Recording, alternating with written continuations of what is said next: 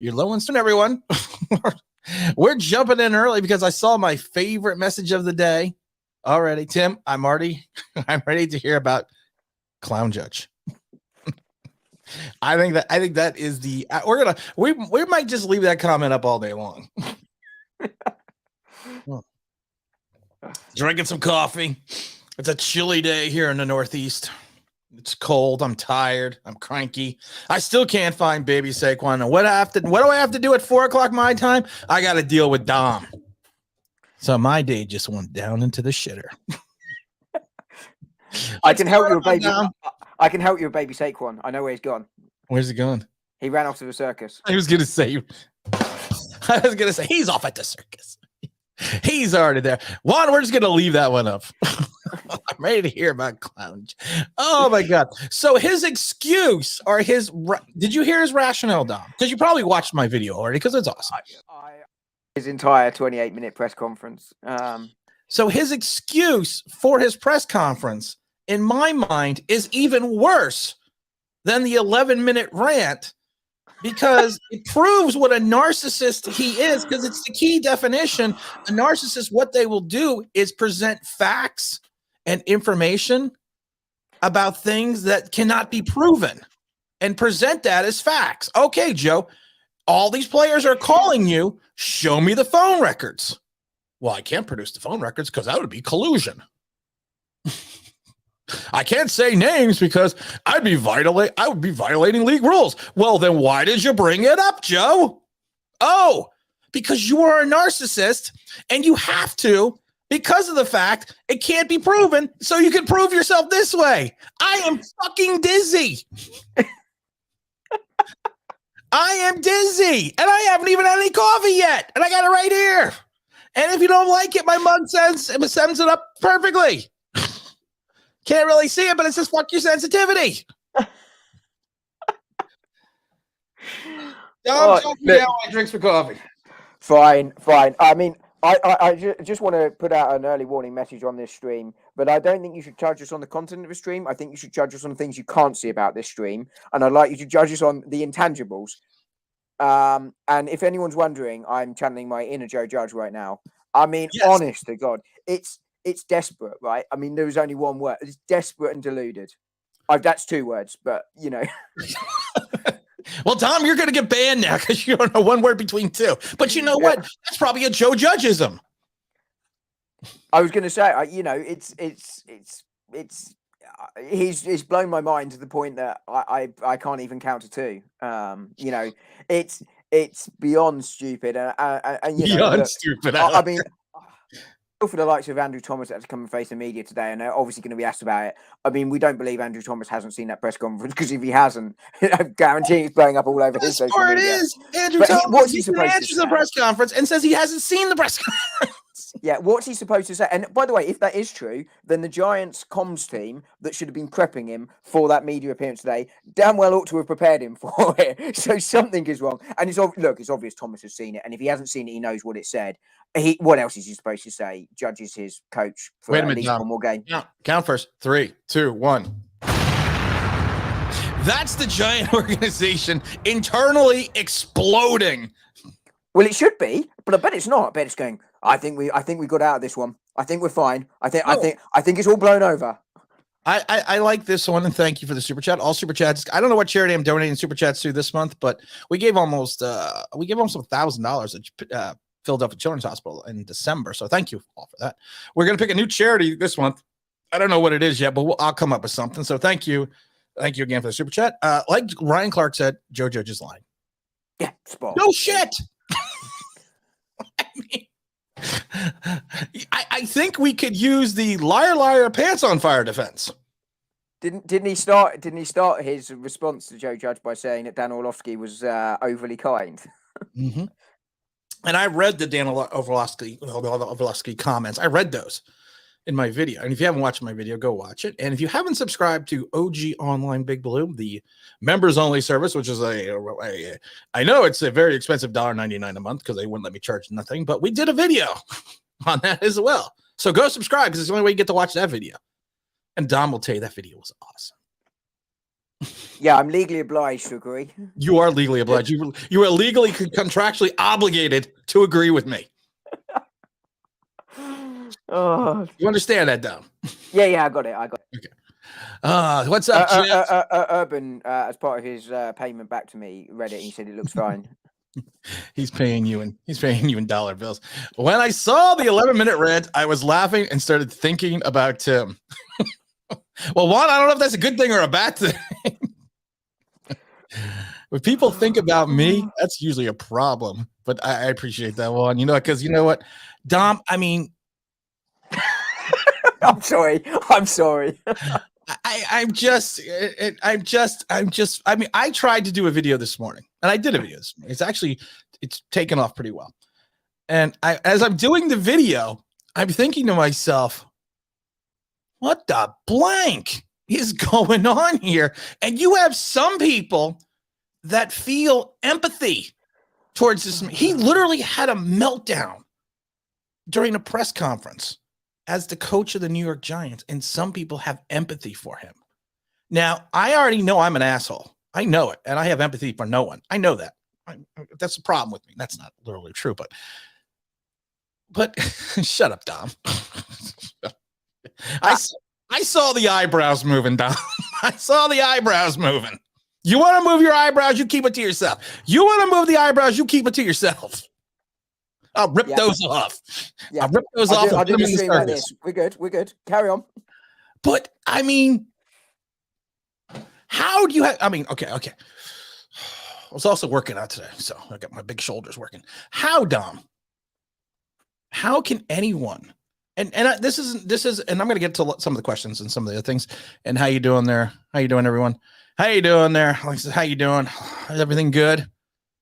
How do you spell your last name? Because I know someone's got that same last name. Alexis, I know someone's got that same last name. I really want to know when is calling him back as 8 number. Yeah, he's 8 and 8 never called. All right, but Dom, okay. Help me out here. Because you're intelligent. There you go. Where do the Giants go with this? I mean, it's like you think it can't get worse. And then the next day comes. And then he said something even stupider. And then you have the majority of media outside of New York saying, what the blank? But then you have people some fans saying, well, you have to feel sorry for him. He took the job as a head coach for the New York Giants. But Dom, talk me now. Where do you go from here? Talk me now while I eat a donut. I mean, two things. In terms of where you go, you have to. There's only one place you can go. It's clean house. Get rid. You have to. I was talking to Chris, the King of the Idiots, who's a Patriot fan, and he said at no point during 2018 did anyone think the coaching staff was about to get fired. No one thought that. That was clearly untrue. But as he said, look, and he's absolutely spot on. Actually, I said this to him, and he agreed, which was, it's not our results this year that if that wasn't bad enough to cost him his job, and it should be, by the way, because it's not just the results, it's the performances. Right. This press conference, if you were thinking, do you know what? I can see something. I mean, I don't know quite what you're seeing if you're thinking that, but okay, let's say you think the performance is going in the right direction, or this whole season has been caused by injuries and nothing else, and that's why it went wrong. Again, not buying that. Look at the Titans. 8-year players used this season in the playoffs. They're a bit aside than us, but hey, anyway, let's just say you think Judge is the man. Baltimore's not a great example, but Baltimore still's having. Yeah, exactly. The Cardinals, they went without Murray and a whole load of other players, and they had games in the bag. But anyway, just say you think, and the Mara thinks Joe Judge is the answer. He's the coach. He's coming here next year, regardless of performance this year. You have to reevaluate that on the back of that press conference. The New York media is one of the toughest and nastiest in the world when it wants to be, and you know that coming in. It's part of the reasons why we were talking about Zach Wilson for New York Jets, why we don't think he's going to work out. We don't think he's tough enough to handle that media, apart from the fact we just don't think he's got it between the ears to play quarterback in the NFL to the highest level. But he has to go. This press conference has to go. And then to double down on it, you're really worried. And actually, you're either thinking to yourself that whoever's on charge with PR and the press officer for New York Giants is not doing their job either, because Joe Judge should have been sat down and go, this is the way you defuse this situation. If you are the story still in 3-4 days' time, this is a massive, massive issue for the New York Giants organization in terms of the things that Mara would probably care about. And I'm not saying he doesn't care about results, but in terms of perception, PR around the club, it is taking an and someone somewhere has to be stopping Judge saying it, and they're not. And that, for me, if I'm Mara, if nothing else got me to there, you now have to be in that place where you're thinking he's got to go. He's done irreparable damage at this moment. And as long as he's there, he's the story. But this is funny because Saeed put this out. Former Giants called me twice a week and tells me how much they miss playing here, pulls out a Sesame Street phone. I actually found my son has when he was an infant, he has it looks like an iPhone, but it's like, but it doesn't look like an iPhone. It's like this thick, it's this big, and it's got the iPhone buttons on. I almost pulled that out. I was going to use it as a prop today because it goes, if you push a button, it goes, goes A, B, C, D. And I'd be like, yes, Dalvin, E, F, G. I was actually going to do that as a joke, but I think that's, I think we're a long way from sunny days right now. I have such a headache. And talking to me will only help. But I mean, he's, no, it didn't help. That's what gave me the headache. But yeah, I mean, sunny days, Sesame Street, we're a long way from that now. But do we think that Zeitler is calling to beg to come back? No. Kelvin Benjamin? No. All those players that retired? No. I don't think anyone's calling Joe Judge. And Minnesota isn't exactly, brilliant this year. Do we think, it's no one's wanting to come back right now, not while he's a head coach. In fact, if I'm a New York Giant player right now, I'm on my phone to the agent going, any chance you can try and phone some GMs and see if they'll trade for me right now. I love it. Joe Judge on the phone. Yes. Yeah. Oh, yeah. I won't take you back. Joe, you need to turn the phone on. Oh, that's right. I was just going to say, did he have it upside down? He probably had it upside down inside. Just hear his own voice coming back at him. ESPN and again, thank you for the super chat. All super chats go to some charity unknown, which I don't know what it's going to be yet, but I will think of something unless someone has a charity in mind. ESPN just had a segment with blasting John Mara. I think Judge is gone. This is looking worse than the McAdoo situation. Mara can't bring him back. That's a great point. Can Mara bring him back? I mean, yes. Well, Mara's done some stupid shit, but can Mara bring? I have to stop cursing. I had a meeting with the radio people today. And the thing they told me is you cannot curse on terrestrial radio. So I got to stop cursing. I mean, Dom, literally can't, it's Twilight Zone. Can you bring him back as Mara? Can you say, Judge, we're going to welcome you back with big open arms and give you a big sloppy kiss because you know what? You're a lunatic. Matt, I can say that with a straight face. The idea of Judge giving anyone a cuddle. Look, no, I mean, he shouldn't, but don't rule it out. Don't rule out him bringing him back or getting a sloppy kiss. I mean, whatever. But I mean, I said it last week, right? We don't know what this organization is going to do because there are so many different versions of the truth and so many different versions they put out there. Which one do you believe? They can't all be true. And Mara is daft enough to bring the man back. I mean, he shouldn't be though. I mean, he really shouldn't be. I just love it though because I like having Dom on because he's the yin to my yang. It's daft enough. I would be like, motherfucker, dance and and Dom's like, well, that's just daft. But what's the point in him coaching the side this week? Like, if you're getting it seriously now, I talked about the PR side, right? And for Mara, that is going to be a major consideration. As fans don't really care. Yeah. Right. We just want to see results on the pitch. And if we're not getting wins, at least seeing us building towards what might be a win in the future. Right. I said around week 4, if you're a Lions fan right now, it might be the only other team at that stage where you're thinking, what have we really got to hope for here? The Jags had Lawrence and the Texans were going to get a load of picks for Watson if he gets his legal issue sorted. What did we have? Silver lining. We have none. How bad is it that we wish we were the Lions? I know, right? I mean, it's shocking, but the PR side, Mara has to care. And actually, Mara should have sacked Joe Judge yesterday. Or this morning after the second press conference, if he's still in the job, get rid of him. It's not going to make a difference for Sunday. We're going to lose. We're going to lose. If we don't lose, it's because Washington will do something equally as inept as we will, rather than because we're brilliant. It will make no difference. Just put Graham in charge on Sunday. It won't make a difference, at all. Just get rid of him. There was a West Wing quote from years ago where something's like, "If you're still the story on day 3, that you're done." And Joe Judge is the story. So you're quoting an American TV show? Yeah, I am. You're in the UK committing American TV show. Yeah, there you go. Suck it up. But you know, it was right. I mean, I might have slightly misquoted it, but he's a story. And Mara has to care about the PR, and that he has to act decisively now. And it makes no difference for Sunday who's in charge. I think this is a great quote by OGR Sports.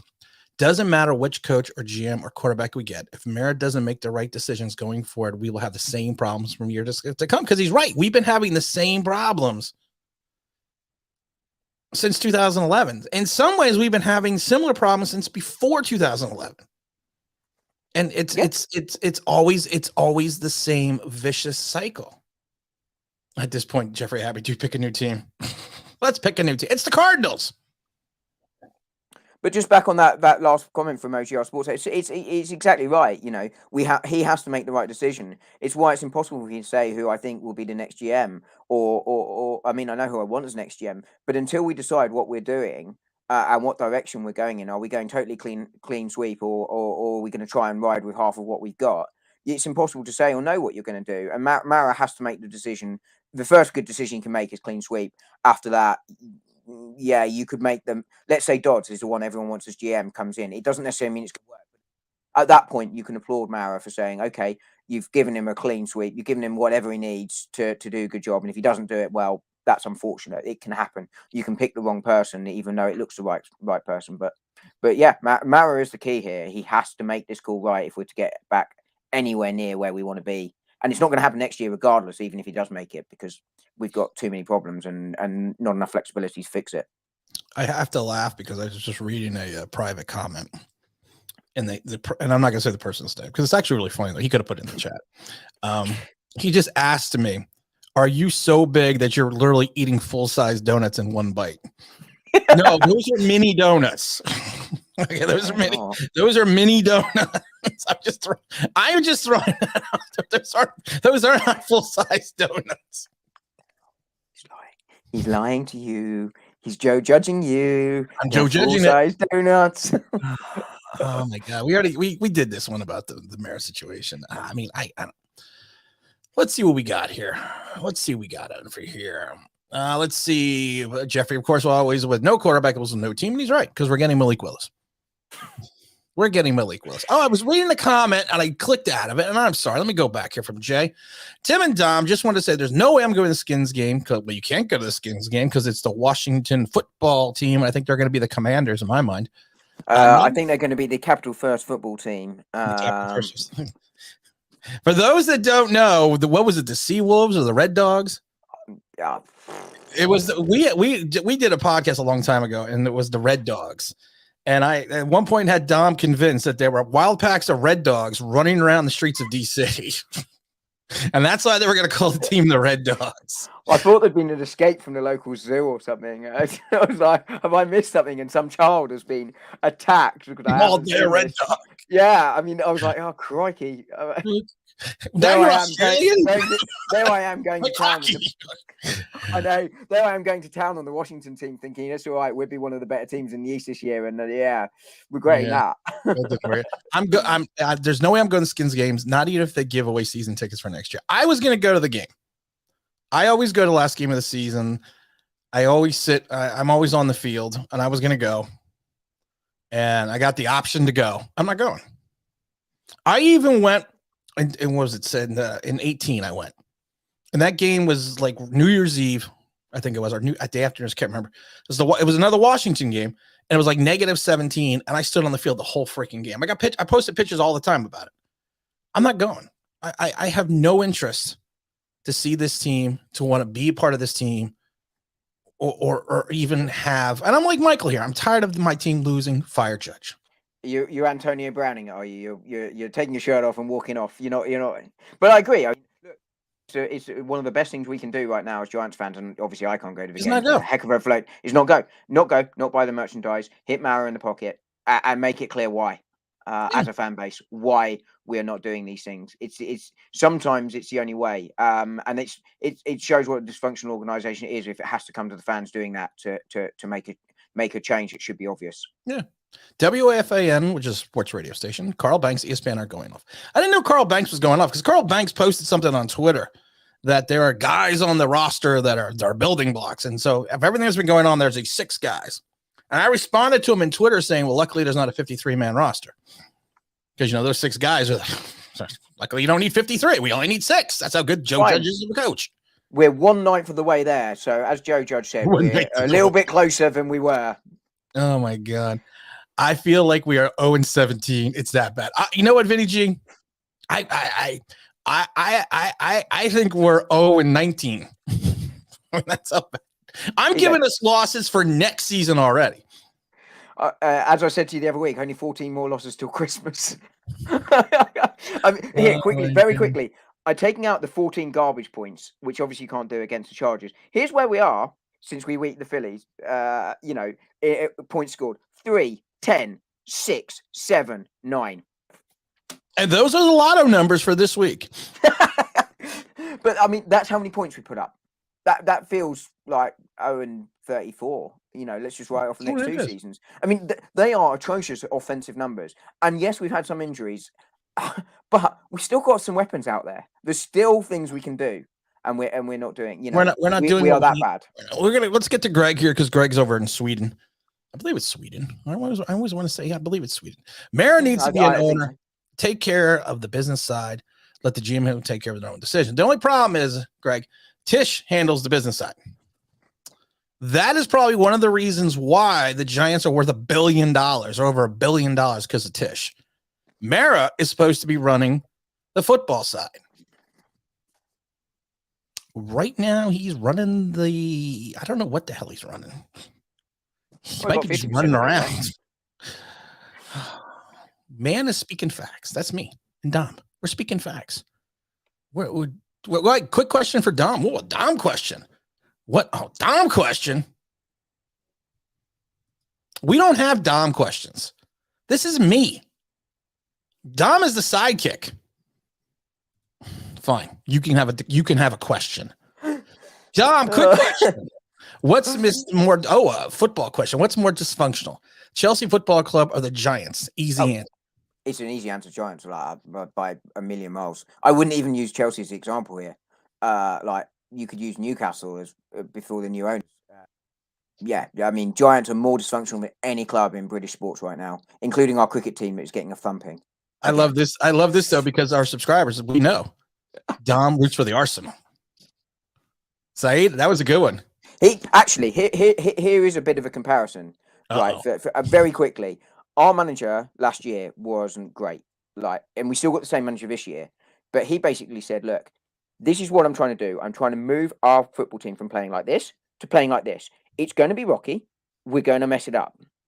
We start to see some improvement. He was backed in the summer, and this year we're sitting 4th in the league. Now, 4th out of 20 doesn't sound great for a side that wants to be winning, but that's massive, massive improvement.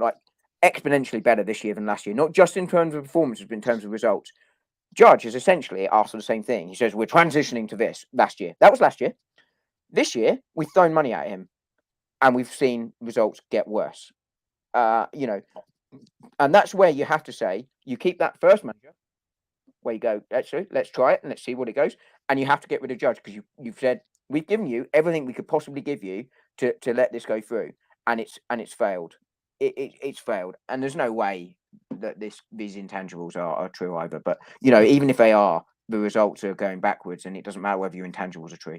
But there's a comparison. That's where you're making smart decisions. You go, okay, this is the future, and that's not. And Judge has to go. Merrick cannot bring him back on the simple reason that he said he wanted to play more meaningful footballs at the end of the season. Do we have a chance to win a Super Bowl with this team? Not unless there's a toilet bowl award for the worst team in football. Then we could the Super Toilet Bowl. We're up for that, and we're gonna get that. USA. Detroit, Houston are 2 teams that can go quarterback of the Giants. The Giants passed on Fields and Malik Willis. That's straight crazy. We haven't passed on Malik Willis yet. Not yet. I have a plan for Malik Willis. I have a plan. I'm going to go on here every day and just subliminally say, Malik Willis, Malik Willis, Malik Willis. And that's all I'm going to do for 10, 15 minutes a day. And I'm going to send that to whoever the general manager is of the Giants. Is it like Beetlejuice? Ooh, that's only 3 times. I like that. Tim, it's a Tim question. So Dom, shut up. It's a Tim question. Do you think Joe Judge is the worst Giants head coach? Yes. I only need to finish the answer. He's worse than Arnsberger. He's worse than McVay. He's worse than Hanley. I'm not going to say he's worse. I mean, the doo-doo at least went 11-5, and he got fired because he was the scapegoat for the whole Eli Manning fiasco. But if you're asking me if Joe Judge is the worst, in my mind, since watching since 76, is he the worst coach this team has ever had? Yes. I'm not even gonna. Yes. And on that note, we're just gonna end the show because I don't think Dom has anything to say. It was you told me I had to shut up. It was a Tim question. Oh, and actually, you're a better place to answer that than I have. You've been a Giants fan longer than I've been alive. Yeah, that's true. But how do I look younger than you? Don't get that. It's genetics. We're just pretend all of that is true. We're pretend we are what Joe Judge believes the Giants fans to be like, and we believe everything it's said. I still think Mara's going to bring him back. When in doubt, expect disaster. I love this though. When in doubt, expect disaster. You can't rule it out. You really can't. Like, I mean, defies all logic. But it defies all logic. I just love Dom's response. You can't rule it out. You can't rule it out. When you've made no good personnel decisions or coaching decisions in the last years, you can't rule that out. Oh, I didn't know this. Here, this is what I thought Carl Banks was saying. Carl Banks still says he still thinks Joe Judge is the right guy for the job, and I respect the hell out of Carl Banks. Carl Banks, outside of JPP, is probably one of Jason. I like everyone's like, why do you like Jason Pierre-Paul so much? I'm not going to get into that. But Carl Banks is a guy, I respect because of the fact of what he did for the Giants, how he played for the Giants, and what he does on the radio for the, calling the games for the Giants. But I think he's a lunatic too. How can you think Joe Judge is still the right guy? I mean, and I'm not trying to bash Carl Banks, but how do you sit there and see? And I know Carl works for the organization basically. But how do you see what's in front of you and say, dude, it's all good? I mean, do we believe Carl Banks, or do we think he's also, if considering here his, his future income with the organization? I mean, I'm not saying it is, but it has to be a consideration. Stand-up guy. He's a I am calling into question his credibility, which I don't mean to do, but sometimes you also have to be pragmatic, and maybe that's one of the things where he's saying something pragmatic right now. I don't know. I don't know what that word means. You stumped me. Now spell it. I know what the word means. I'm kidding. I mean, and to Jay's point, like you just said, fire Judge, Patrick Graham, interim coach. I actually don't. Makes no difference for Sunday. I actually don't want Patrick Graham either. But he can't be worse. I mean, he shouldn't be the next head coach of the Giants. After this season, I really don't want Patrick Graham because I think he has been exposed a little bit to be more of a product of Brian Flores than he is a Patrick Graham, because he has not adjusted his defense one iota from his very successful season. He hasn't adjusted it at all. And you and I talked about this on the podcast, even before, and we talked about this even before the podcast. And I said, I don't know if he's going to be a product of himself or a product of Brian Flores. Because look how the Miami defense is balling. But you know what's different about the Miami defense than the Giants defense? They can get off. It can stop other teams scoring points. They can stop other teams scoring other points. They can get off the field on third down. And they understand that sometimes it's okay to play man-to-man defense when you have two corners who you gave large amounts of money to play, wait for it, man-to-man. But you should be able to leave, Bradbury and Jackson out on an island. You should. And they should be good enough. I mean, Bradbury seems a bit off this season and Jackson's coming back off the ACL, but even so, they should be playing better than they are. I mean, this whole team just feels like it does. It feels like it wants to get the coach sacked and start again. It feels like that when you watch them play. It sounds like the coach wants to get himself sacked. I mean, honestly, because you watched those 11 minutes, and you watched them, correct? I watched the whole 28 minutes. You watched the whole 20 minutes. 11. I only watched the whole 11 minutes because my attention span's only worth about 11 minutes.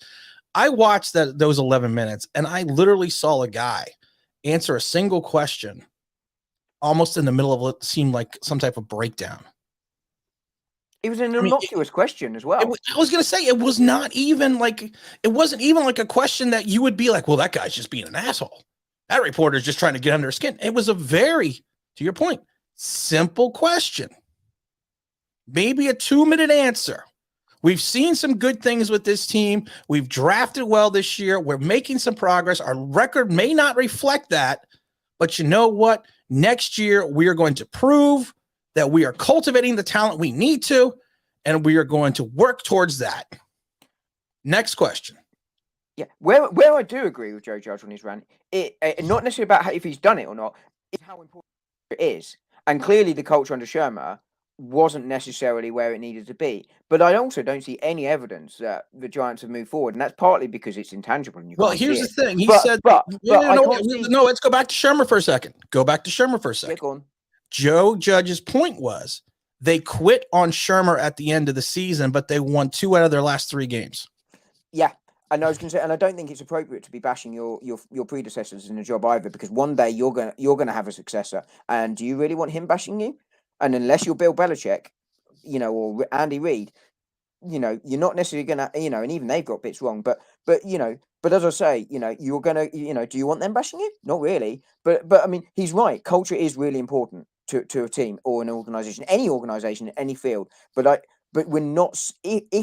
If we believe him, and I don't believe him, to be clear, if we believe that the culture has improved, we're not seeing it in terms of anything going forward that has got better to last year, and therefore that suggests that the culture hasn't either.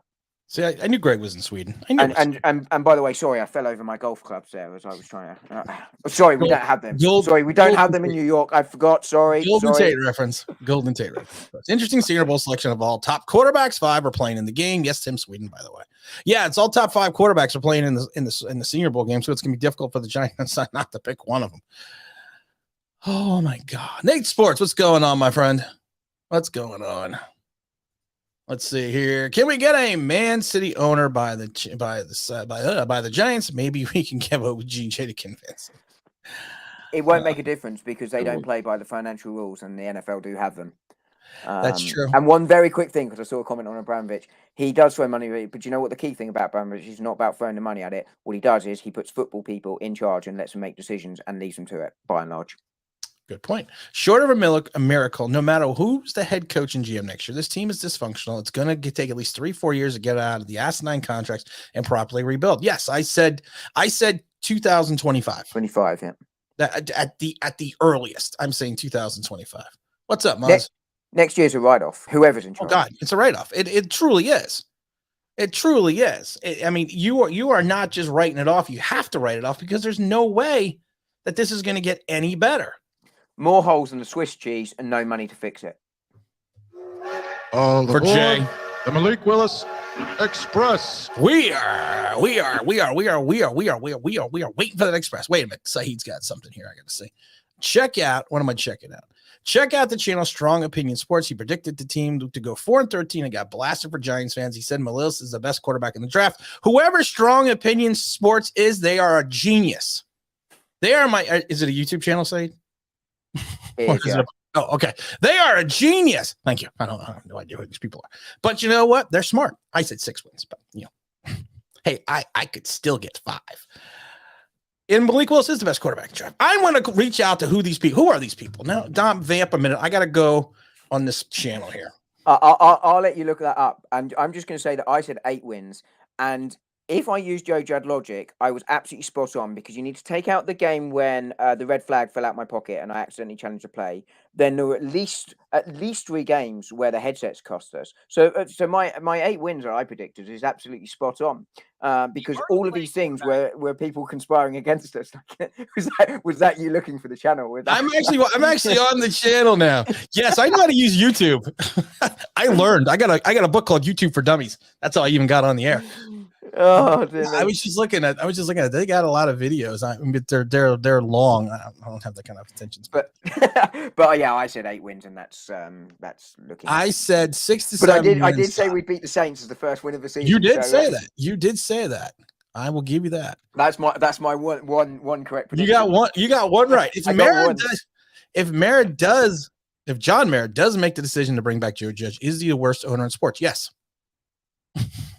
Dom, your answer? Yeah. I mean, I don't. Yeah, definitely in the NFL. I'm not. I quite like baseball a little bit, but not enough to be able to talk properly about it. Just enjoy watching it. But yeah, certainly in the NFL, which is the American sports, 100%, no question. I think we should pick up Daniel Jones' 5th-year option. If he has a monster season next year, then we have to pay him a lot of money. Here's the problem. I wouldn't pick it up because of the fact that you're picking up $21 million. You're going to pay him probably. Here's the thing about Daniel Jones. If he comes back in year 4 and he balls out, you don't pick up the option in May. Of course, you got to not pick up the option before the season. And honestly, you could probably pay him less with his year 5 than you would be paying him with that $21 million option, because you negotiate the contract where you put more in the bonus, less in the salary up front, and then you push it out over the next 5 years. So you'll actually have a less of a cap number in his 5th year if you let him not sign. If you don't sign him to the contract or sign him to the extension, or not the extension, you pick up the option. You can't take that option. He's not done enough in 3 years. He's got a potentially career-ending neck injury. You cannot take that 5th-year option. And as you say, if he balls out in year 4, you give him the contract. Oh, I love this one, Tim. Gettleman has ruined the Giants all on his own. Yeah, he has. But I want to get into this one right here. Sorry, I don't think he's on his own ruining it. But no, he's had plenty of help. Very quickly for Zachary. Order. He left a comment earlier. I don't know what that means. That was boring me. I don't like strange noises coming in my show. Only I can do strange noises. Okay. Only I could do strange noises. It was a strange noise. It was a word. Tim, did you see Jim Harbaugh said he's open to the Raiders job? No, I didn't see that. It would make sense because he coached in Stanford. He coached, he's coached in 49ers. I mean, yeah. I mean, and honestly, everyone knows that I would like the idea of Jim Harbaugh. But Dom, you're Jim Harbaugh. You just lost, the game before the national championship game. You are going to be a hot commodity. The Giants roll up to you and say, listen, we got no cap space. The quarterback situation sucks. We don't know who we're going to draft. You're going to have to work for Mara. We have really no talent. We got 2 first-round picks, but we may have to trade one because that rookie cap pool might screw us. Hey, Jim, come to New York. What do you say? How much money are you offering me, and how much freedom are you offering me? I don't think. No, I mean, but it's not the best job out there, right? Jacksonville is available. The Raiders, as per the quote, available. Chicago probably available. And Chicago with Fields, I think, have got their quarterback there. I think there are going to be other jobs available where you'd be looking at and going, they're more desirable. The way the New York Giants have to sell this, if they want a top quality head coach to come in here and general manager, is for Mara to go, I am hands off. You have the organization. You have it. Almost literally regardless of what you do, unless you absolutely make things worse. You've got it for 3 years minimum to do what you need to do with it. And we see this now as a long-term project right now. That's the only way. And by the way, here's a ton truck of money as well. For you, it all depends on Mara having to say that and convincing people that not only is he saying it, but that he means it for you to get someone like a Harbaugh to come in here. Otherwise, you are looking at taking another punt on someone with little experience to come in, or coming out the college game with no NFL experience. Who's Wilson? They just released Wilson. I'm presuming the linebacker, the O-lineman. Oh, the bum. Yeah, that's the first round pick that screwed up everything. Oh, Isaiah Wilson. Yeah. Why did he get caught doing 170 down the turnpike? I actually thought you were channeling you in a Wilson earlier, where you said you weren't going to go because you didn't want to go on the field, and I thought that was, I was gonna channel my Karate Kid because I was watching Cobra Kai season 4, so I was gonna do that. James, welcome, James. I was emailing James. You know what? I gotta say something real quick here, and this is actually gonna be something nice for Dom, and this is painful. I been doing this now for 2 years and stuff like that. And I have to admit, I've met some people that I actually consider a friend or friends because I talk to them offline. I text them like Dom, on the show. And James is one of those people over the last period of time that we've kind of built up not only a relationship on the channel, but outside the channel. And it's a great feeling that you actually, and I never thought it would happen, that you actually build friendships with people outside of, you know, the channel itself. And James, I don't want to get into the comment because it's not a bad comment, but some people might not understand it. James left a comment at the end of an email today. And I even told him, I said, you've more than entered the friend zone, because 90% of my friends, when they sign off or say something like that, leave that comment. And I was like, I said, that was just bizarre to me. I'm like, oh my God, he just said something that my friends that I've known for 30 years, you know, sign off with their emails with. So I just wanted to thank James and all the other people I talked to, and Dom, especially Dom, because I give Dom a lot of crap. In fairness, you know, you throw stones, you know, you can't expect to not get some back. So yeah, but the problem is you throw stones, I throw boulders. You're a lot big. I can't lift them up. And by the way, I'm really pleased for you and James that you've moved beyond the friend zone. I think that's really nice. No, I'm joking. I knew what you meant, but you ruined the moment, Dom. You ruined the moment. I was having a moment. That was very kind, and on behalf of myself and James, we'd like to thank you very much. Good God, what happened to Dom's hair? No beard. Oh my God, I didn't notice that. You have no beard, no hair. Good heavens, man. Good heavens, man. I think Mr. Authentic's in the house. What's going on, Mr. Authentic? He never wants to come on. We invite him on all the time. He's always too busy, or I'm not near my computer. You must be near your computer because you're on it right now. Could be on his phone. Just throwing it out there. Just throwing that out there. But he doesn't get canned again, aren't I? No, you're not going to get banned. You're not going to get banned. But Mr. Authentic, he never wants to come on. But that's all good. He says he wants to come on, but he doesn't. Would you want to come on here? Apparently so. Oh, yeah, that's right. You're Strong Opinion Sports is awesome. Yeah, I just looked it up. I Googled it. Why did I Google it when I could have just went on YouTube? Oh, my God. I'm sorry. It's just one of those days. You don't pass up on a quarterback such as the upsides of Malik Willis. You just don't. I agree. We all know my affinity for Malik. We all know that. Dom, I'm going to ask you this question. You better get the answer right. Giants take a quarterback. And Dom, are you going to be doing the draft with me this year's live stream? Happy to. Okay, good. You take a quarterback. Who's it going to be? I mean, if you take a quarterback, it has to be. Let's preface it this way. I'm sorry. All the top quarterbacks are available. Let's say the Giants take a quarterback at 5. I'm just throwing that out there. All of them are available. Who do you take? Who does Dom take? Very quickly, I'm going to go to spend my summers in the land where unicorns and fairies live, and I take Aaron Rodgers because he's coming here for free and he's going to pay for nothing. No, you said all the top quarterbacks were available. I assume that's all the top quarterbacks are available. Who are you taking? You mean a draft, right? So I mean, the future is a Willis. I think he's better than Rattler. I think that Pickett is too old school. What's his face got injured the other day in one of the Senior Bowl games or Pro Bowl. I can't remember what it was, but he got injured. He got injured. So I don't think it's him. I think Malik Willis is the quarterback you take. I'm not against taking a quarterback, but here's here's my concerns on the quarterback. Taking the quarterback, they're coming into dysfunction with a whole load of holes. So if you take one, I'd be tempted to sit them for a year. Oh, I already said do it Patrick Mahomes and sit Malik for a year. I'm a big fan of that in general. Because I think if you take the quarterbacks from this class this year that have just played their first. Lawrence has struggled. Why? Because the Jags are bad. Wilson has struggled, partly because I don't think he's that good. The Jets are dysfunctional. Fields has had moments, but again, the Chicago Bears have been bad. Lance was raw, needed to sit anyway, but he's got a good team, and God knows what would happen if he'd come into any of those other 3. But the best one has been Mac Jones. He is the worst of those 5 quarterbacks in pure talent, for me, no question. But he's looked the best this year because he's come into the best team. Well, and my concern with a quarterback coming in is I don't think we're going to be good next year. He doesn't. He has not looked the best recently, Mac Jones.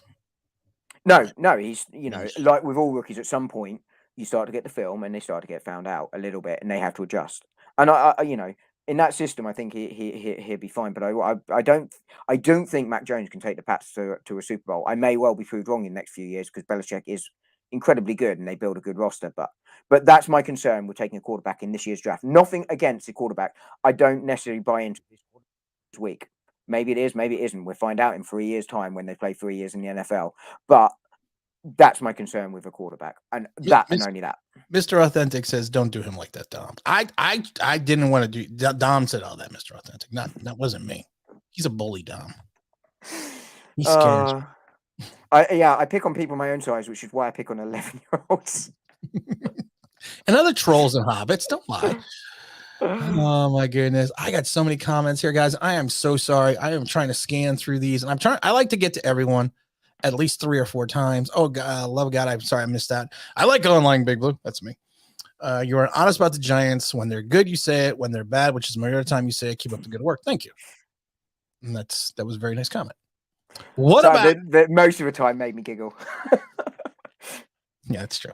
What about Eric Bieniemy? I liked Eric Bieniemy. I liked Eric Bieniemy the year they hired Judge. I said that the only problem with Eric Bieniemy that year was the fact that he was going to the Super Bowl, so he could not get a second interview.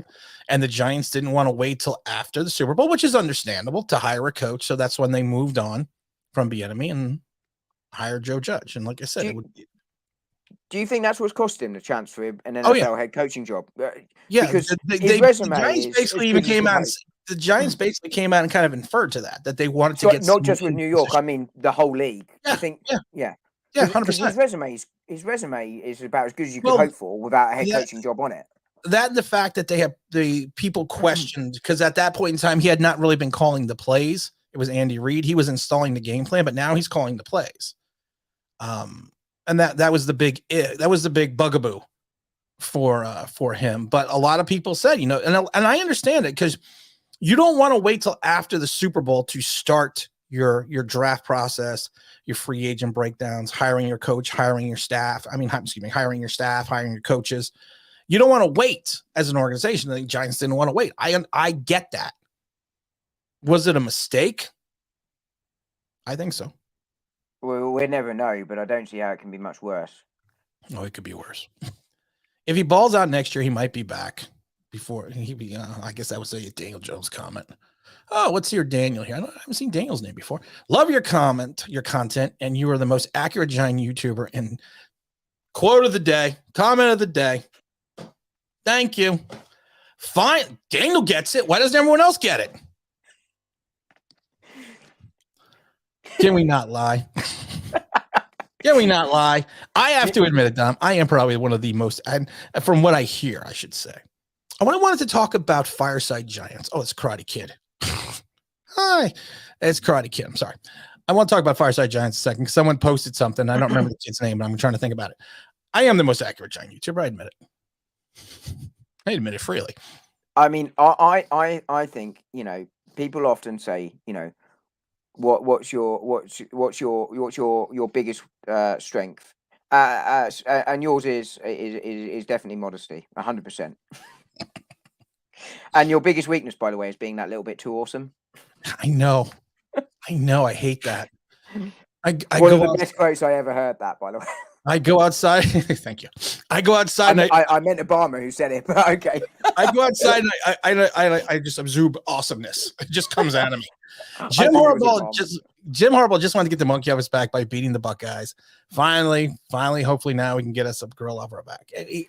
James, I wish he was coming here. I really do. I mean, but I don't. I think whoever comes here needs some experience with the NFL. And Harbaugh's got that. Things. Exactly. Just it doesn't have to be Harbaugh, but it needs to be someone with NFL experience that has done a head coaching job before, ideally, or at least has spent a considerable amount of time where you don't have those concerns about them coming in. Boomer Esiason said there's too much family in the organization. It might be impossible that the Giants hire a GM from the outside. I agree. I think you reach a point that you're just too much involved, and you're too ancestral in the organization that you can't see the forest through the trees. And I think that's kind of what the Giants. I think that's kind of what the Giants are. Mark, do you have a hall pass? Just ask. You want to come in late to the party. You better bring something. And let's see what his comment is. So what's the alternative is Jones. I like Gardner Philly, maybe Allen of Washington, maybe Trevor on the Saints. I don't think in my mind Minshew is going to go anywhere out of Philly. Not an Allen fan. Trading him in division, I wouldn't have thought. Yeah. And I don't believe in Trevor. I mean, like I said, it's going to be difficult. It's going to be difficult to find someone to come in to be a bridge quarterback. I mean, I don't want to say it, but maybe you bring Jones back as the bridge. I don't want to say it. I've said it for the last couple of weeks. You bring him back not because he's the answer, but because he gets you through next season, while you try and either sit a quarterback for a year or my probably preferred option is to plug other holes, because I think we'd be bad next year and we're picking top end of the draft again anyway. Yeah, I agree. Or you've got more cap space to bring in a free agent quarterback. I agree. Corral was the one I was thinking earlier about, got injured. Yeah, I just saw that. I just threw that up there. Yeah, I couldn't remember his name, and the more I thought about it, the worse it got. Let's hear James here. James, what's up, my buddy? Fields looks in 1 year the same way DJ looks in 3. Check the tape. I've gone to the tape. Joe hasn't. Oh, wait a minute. Tim, can you please put him in timeout? Because Matt Jones is the best quarterback in the last chapter. I do all requests. You wanted to put him in timeout. There we go. I'm sorry, Dom. I do all requests. He wanted you in timeout. I thought you had the power. You know, I do have the power. Matt Jones. I don't have to hear Dom anymore. Oh, I just love being me. Who's this Matt Jones, by the way? But no, I jest. It's easy to make a time. Matt Jones, by the way, has been the best quarterback this season. He is not the most talented of the 5. Listen, you want to make fun of people? He put me in timeout. Do you want me to release some of your text messages? No, he put me in timeout. Spelling contest. No, let's not get into a spelling contest. Oh my god. Oh my goodness. Although actually, mine are often quite grammatically correct. Well, that's true. You are genuinely quite grammatically correct. If you're going to cover hockey, which teams you cover and support? I'm a Ranger fan, but the radio station I'm going to have to do probably Buffalo. I think it's Buffalo and whatever the local Canadian teams. I have no idea what to look. Is Montreal Canadiens still around, and like Quebec Nordiques and stuff like that? I don't know. I got to learn hockey within the next 16 days. How hard can it be? I tried playing NHL 93 on the Sega Genesis. I figured that would have gave me all the hockey knowledge I needed. Evidently, I didn't get I didn't get anything out of that. Oh my god, I got a headache. Let's see here. That was a James comment. We got to get someone else in here, James. Oh, yeah. Let's get another person here. Well, let's give this James comment because this is a good comment right here. Joe Judge sounded on Sunday like Denzel Washington at the end of the training game. King Kong ain't got nothing on me when he knew he was about to die. These headphones ain't got nothing on me. I love that movie. King Kong got little known fact. Ethan Hawke. I'm going to blow people's minds. This is how awesome I am. I thought you were going to say you were in another movie. Ethan Hawke used to live down the street from me. Just throwing that out there. By he used to live down the street from me, do you mean he sort of lived in vaguely the same block? Like, no, he lived like 2 houses away from me. Sort of same zip code. Hey, look at me. Literally, if there's, I'm not saying the street because I also don't want to give the guy's street address out, but you go on the street, you go 2 houses down. That was Ethan Hawke's house. I used to live next to, I lived down the street from Patrick Ewing when he was with the Orlando Magic. I lived in a place in Florida where all the athletes lived. Barry Larkin, the former shortstop of Cincinnati. I bet you fitted right in. Oh, I didn't. lived on the other side of me.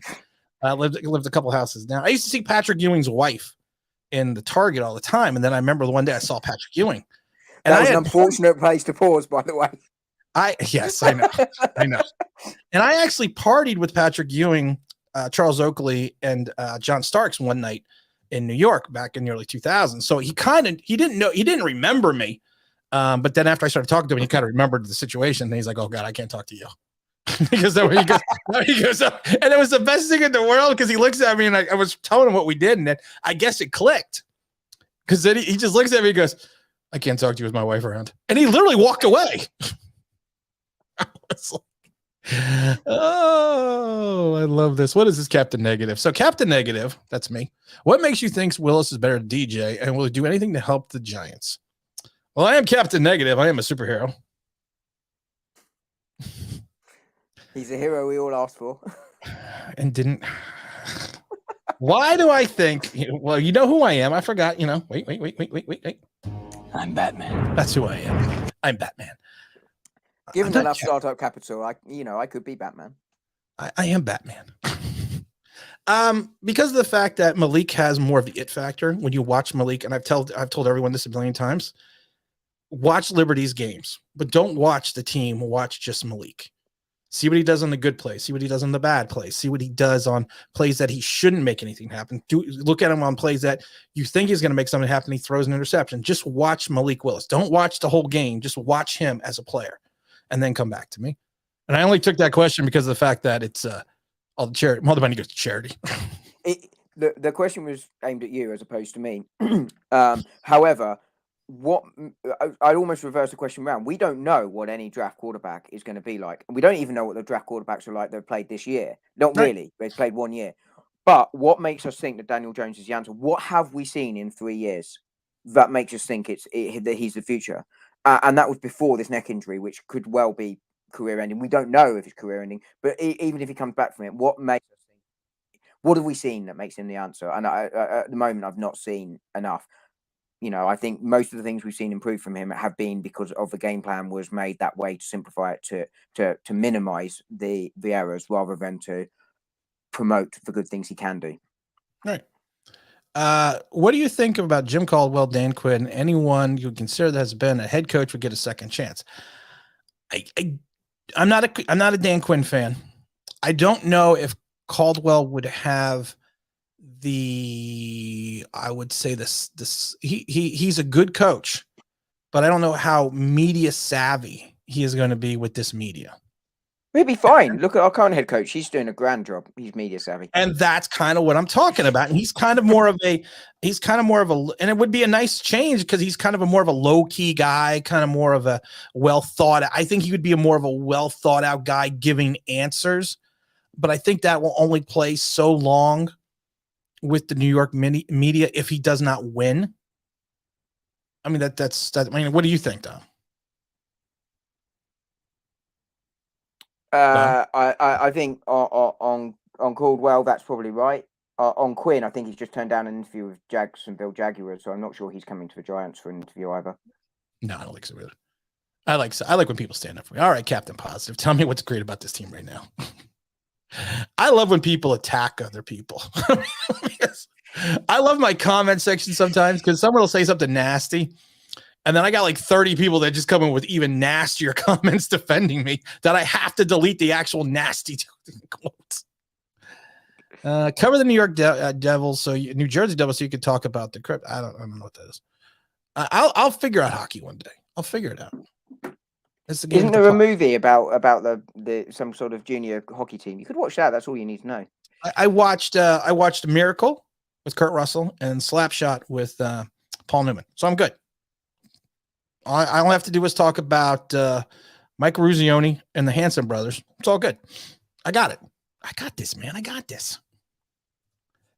Would you take Nick Foles as a bridge, Dom? No, I don't think I would, actually. Okay, that's good. I probably would. I mean, listen, I know he has failed multiple times outside of Philadelphia. Any place that he's gone to outside of Philly, he's failed. But here's the thing. We play in New Jersey, which is right next to Philadelphia. Geographically the same. Think about it's up there with our plan to get rid of the boats, the curse of the boat. I mean, I don't look. I know he's won a Super Bowl. I'm not. It's that much different. To be honest. I'd see who's out there. I think there'll be a better option out there, but I'm not sure we can afford to bring much in. I don't think we can afford to bring much in either. Dobbs, Harbaugh, Willis, done and done. All right, everyone, I'd like to thank everyone for stopping by. The show just ended because it's done and done. He's right. That would be my dream team. The Dobbs has already pretty much come and said he's not coming to New York. I don't see Harbaugh coming here, and I don't see Giants going out and drafting Willis. I think Steeman Willie Beeman's got a better chance coming onto the team than any of these guys do. Gotta get to work. Come on, Dom. That's right. It's the 1 hour mark. It's the dance off. Come on.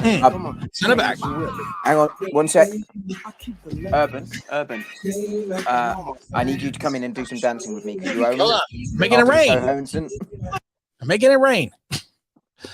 I want the chin. Yeah, but not dollars. Can't afford that. I don't have a job. I want Bill the Chin Cower to get out of the booth, back on the sidelines. Pipe dream, but imagine that. You know what's funny? I think a lot of Mrs. P was bringing me a drink refill. Hi, Mrs. P. She's disappeared before you talk to her. Story of my life. I think. I mean, it's not. I mean, is it a pipe dream? I think when Dick Vermeil came out of retirement and coached the Rams, I mean, I think people thought that it was 13 years that he would have been out of the league. I think it was that Vermeil was when he came in and coached the Los Angeles Rams and took them to a Super Bowl. I mean, pipe dreams happen. When you wish upon a star. Is Dom talking about the Mighty Ducks? Yeah, so that was what I meant. Yeah, I couldn't remember what it was called. And Zachary's made a comment about Foles, by the way. You know, I actually said that when Carson, in an empty room, went down, I was like, they could do worse than bringing Foles in there, and it would also be hilarious to watch him with Carson Wentz again. But I think that Frank Reich did make a big difference to Nick Foles. I agree. What's up, Woofy? What's up, Tim? Giants better draft quarterback, take an O lineman, or across the other first line, a guard, like Kenyard from Kentucky with the second. I mean, I think you can take. I mean, you know what the thing is? It's just so far away, the draft, because we're not even done with the season yet. And people have asked me, we were done about week 4, Tim. I hate to break it. That's true. I was being nice, but you know, it's what am I salivating over Wilson for? But my problem is I read ahead. I shouldn't do that. I'm going to get to this question though. I don't want to see another boat before I die. Brian, if you're in the Miami area, you don't want your boats there either. You know, I did find out who owned the boat. I'm not going to get into that. No, but I think probably best not. I did find out who owned the boat. But we're not going to talk about the boat, but I did find out who owned the boat. So, I don't even want to get into what Dom's plan is because I've already said it. My plan, yeah. Because I've already said you talk me down. You talk me down. If Dom does it and the feds show up, I'm dropping dime on him. I'm going to roll state's evidence. I'm just throwing it out there now because you know what Dom is. Those crazy Brits. I'm too quitty from prison. Oh my God. I watched your stream with Bad Doug when you were salivating over Willis. You didn't even realize you were describing Willis is not even anywhere near DJ. Not even I mean, there's the North Pole and there's the South Pole. Okay. Dom's swatting a fly. Okay. North Pole, I South caught it Pole. as well. There. I've watched Cobra Kai. I haven't actually. There is such a difference between these two quarterbacks that they are beyond polar opposite. And I'm not going to keep defending Willis. I'm not going to keep defending him. I've not seen a lot of Willis, but from the bits I've seen of Willis, he's more similar to sort of a sort of Cam Newton back in the day rather than a Daniel Jones who's sort of an Eli light, right? I call him the way they play look completely different to me. I mean, I could be wrong, but from what I've seen, that's what I call him Baby Vick for a reason. Go back and watch 2003 Michael Vick, and then talk to me. I thought is Baby Vick with Baby Saquon. I don't know. Maybe that's where Baby Saquon went. I am going to say this. I cleaned my office. I cleaned my office. I cleaned everything. I literally cleaned everything off the floor. I mean, I'm glad I'm sat down. Otherwise, I might have fallen down. I cannot find baby Saquon. Baby Saquon is just, I literally don't know where he went. I He's didn't gone check off to out the circus. I soundboard. told you. Oh, you know, I didn't check. Hold on one second. Oh my God. I didn't check out of the soundboard. You must have done a bang up job of cleaning your office. I want to be traded. No, baby Saquon. Baby Saquon's gonna have to wait till the trade deadline, I think. But I didn't look at it. I didn't look at the soundboard. That's the one place I did not look, and I didn't even think about that because there's a hole that goes the length of the soundboard. I didn't look that up. Oh my God! Thank you, Dom.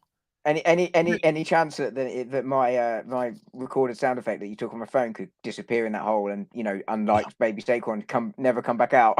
No, that's never gonna happen. And first of all, it wasn't my stream with Bad Dog. It was Bad Dog's stream. I just showed. He invited me on. So I just want to. I just want to make that clarification. I think we might be getting into pedants territory here, but okay. Draft, baby. Yeah. Yeah, and I knew that was coming. It was daft of me to mention it. That was all on me. You know what? You shouldn't have said anything. You shouldn't have said a damn thing. How bad do you think DJ's neck injury is? And also, do you think it's a smokescreen telling people we're bringing him back and no one jumps in front of us in the draft? Do you think? I don't think it's a smokescreen. I don't think so. I mean, Dom, do you think? I mean, I don't think that's something you're going to lie about. I mean, you know, it doesn't mean that they're going to bring him back, and it doesn't mean that they're not going to draft a quarterback. But no, I don't think it. I don't think it's going to be that. I mean, I don't see that many. We don't know where we're going to be picking fully yet, but I don't think we might just drop out the top 10 with Chicago. I haven't looked, but I don't think there's going to be that much of a quarterback before 8-9 in the draft. I think. Not because necessarily the quality of the quarterbacks in the draft, whether you agree with it being weak or not. I think a lot towards the top of the draft, there aren't that many after a quarterback. Carolina, us potentially, but most of them you're looking at the Saints, Steelers, and that sort of territory this year. Yeah. Mr. Authentic says that Willis reminds me of McNabb from the little I've seen. McNabb over in Syracuse. I don't think there's I don't think there's a, and I'm not putting you down, Mr. Authentic, but I watched McNabb. I mean, I'm old. There's me, Dart, whatever's below dirt. Mortar. Thank you. You would know the presumably you'd be below these. I'm somewhere between the dirt and the earth's crust. I've seen McNabb, seen him play his entire career, saw him play his entire college career. To me, totally different players. Also, McNabb was a much bigger guy. McNabb was more when he got more weighty, which I guess is a nice way to say fat. He lost his ability to scramble. He became more of that pocket passer. Willis to me is just like I said. Willis to me is going to be different, going to be unique, going to be Vick-esque. Is he ever going to approach what Vick did in Atlanta early on his career? Maybe, probably not. I don't know, but I think he's going to be Vick-esque.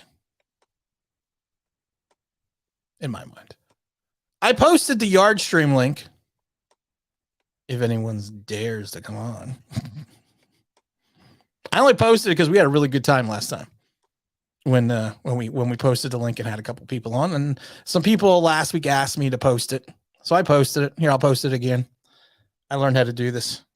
It's called what is it called? Copy and paste. Thank you.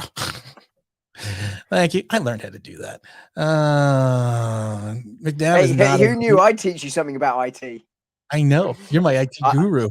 I use carrier pigeons. You use carrier. McNabb is not McNabb is not elusive. Vick has, Willis has the Vick-esque elusiveness. I added the esque. I couldn't say it though. But yeah, I mean, like I said, I always tell people, the reason why, what you got, Mr. Authentic? See, Mr. Authentic, you could just come on and tell us all this. Reason why I say McNabb is because I expect Willis to slow down in the NFL. See, that's the thing. That's a good one, Vinny G. Randall Cunningham. I don't expect him to slow down. Actually, I think he is going to improve because the talent level. Oh, Logic's Finest may be joining us. I'm joining. All right, Logic's, if you want to come on in. The talent level around him is going to be so much better. That he, well, by the time it comes to the Giants, then at Liberty. So So, oh no, he's just joking. I thought he was coming on. I was like, oh, Lodge friends, I'd love to have you on. So I think he's going to progress and I think he is going to be one of these guys that shows something beyond himself. That's all I'm saying. And Dom, you could just say I'm right. Sure, you're right. What Thank did you say? Does Wick does Willis remind you more? Yes, he does remind you. Randall came out of Vegas. So yes, he does remind me. And I watched Randall Cunningham's entire career. Randall Cunningham was a different quarterback because he was like 7'3" and skinny as a rail, but he could move. He was elastic, except when he got hurt that one year. Different type of player, but I think it's going to be. I think he would be more. Like I said, I think he's more of a comparison to Michael Vick. Just saying it. Let's see here. Willis would make Judge look like Belichick. So quick question, Jay. And by the way, I actually thought you made a good shout earlier about Kalfitis as a potential draft pick. But are you high right now? Joe Judge looking like it's not gonna. Willis must be some player. Oh my God! You know what? Is he high? That's not nice. I'm only joking, by the way. But I mean, no. I mean, Willis is that good, right? I mean, that's not nice, Tom. It could be the Panama Red. It could be the Maui Wowie. It could be a couple of things. I believe in yin and yang. I gave him a compliment. I had to bring him back down again. It's how I roll. That's true. That's true. That's like I do to you. I build you up a little bit, and then I got to cut you back down. But the only problem is you can't go any lower. Dante Culpepper out of the University of Central Florida. I saw him play in college. Dante Culpepper was a big guy with no mobility, but one hell of an arm. He had a great season, a couple seasons in Minnesota. He was kind of proven to be, I'm not going to say a product of the system when Randall Cunningham came in and has the same amount of success in Minnesota when he got injured. But again, different quarterback, different quarterback. Dante is more of a pocket passer with a big arm. I would not put him in the same. I would not put Malik in the same category. Where would your comparator be? Who would your comparator be? Oh, I told you, Michael Vick. Well, Michael Vick. That good, you reckon? I said I don't know. I said we don't know. No, we don't know. I'm saying if you look at the intangibles, and that's it. It's the intangibles. To me, he's Vick-esque because he has, and to me, he's never going to be as electric. Oh, that's good. Lamar Jackson. Yeah. He's not going, if you want to go more modern times, he's not going to be as electric as Vick was. Vick could stop on a dime, give you 9 cents change, and then turn on the afterburners and be gone. And then he could throw the ball 70 yards with a flick of a wrist. It's Paul Bunyan stuff that Michael Vick did. So you can't say that he's going to be on that same echelon. But I think that he could be Baby Vick. Good. I asked. I mean, I'm happy to go with that. Willis, he kind of equals. I think he's more Lamar Jackson and he's going to have better accuracy because I think he has better mechanics than Lamar Jackson does. I fear for Lamar's long-term future in the NFL. And see, that's the thing. Lamar needs to run because when you complete like 50-something% of your passes, you need to have the ability to move the ball. I think he's been up near 60 this year, isn't he? Yes, this year, yes. This year. But they also went out and got him more wide receivers to throw to. In fairness. And I think that was the right thing that Baltimore did there. And Seed says it right. He's going to be the dude. He's going to be the man. He's going to be the man. Willis, Willis turns into a running back in the open field, and that's what he does. That's what he does. He turns into more of a running back, and that's the thing. And the thing is, he protects the ball, which would be something like crazy. I'm familiar with the concept. Can you explain? It'd be crazy in this organization if someone actually protected the ball, but that's what he does. I don't know, Jade. I don't know the kid out of Arizona State, T. Brad. I'm sorry, I haven't done any I haven't done any work on the kid on Arizona State. Dom, do you know Jaden Daniels? I don't know. No. I mean, I get limited. You know, this time of year you start to read more, and then I start to sort of look up clips of a few of these guys. I'll have to look him up. Not come across Jaden Danielson. Malik will be fun to watch wherever he lands. He's a playmaker. You're right. He is. I have my He-Man sword. That's where that went. That's my real life sword. It hangs on my wall. I laugh though because sometimes I tell people amuse yourself because I'm going to play with toys. Because sometimes I have the Karate Kid holding the He-Man sword because that's just the way it is in this. That's just the way we roll here. What do we got here? Tim, that's me. Does Leonard Williams remind you of Albert? Yes, he does. Ainsworth. Yes, he does. With the lazy just being from paycheck style, he's Patty Cakes, offensive lineman instead of standing. You know what the problem with Ainsworth was? He got his money. He went to Washington, and he just the wheels just fell off the bus. And I will say this for Leonard Williams. We knew what Leonard Williams was going to be. We knew he was going to go back to 5.5 sacks Leonard. And so I really can't I can't say he's Albert because smart people knew that if you have a 6-year career and 5 of the years are this and 1 of the years is this, it's probably going to be what you are in the first 5. I mean, Dom, do you? Yeah, you I mean, I've said it. Oh, wait a minute, Dom. I don't want to talk to you anymore. I took Dom out of the screen. You're just gonna kick Dom off the stream like that. He does not get to be in the presence of Mr. Authentic because Dom is a knucklehead. So I'm gonna bring the Dom back. That was just mean. Yeah, it was. That was just mean.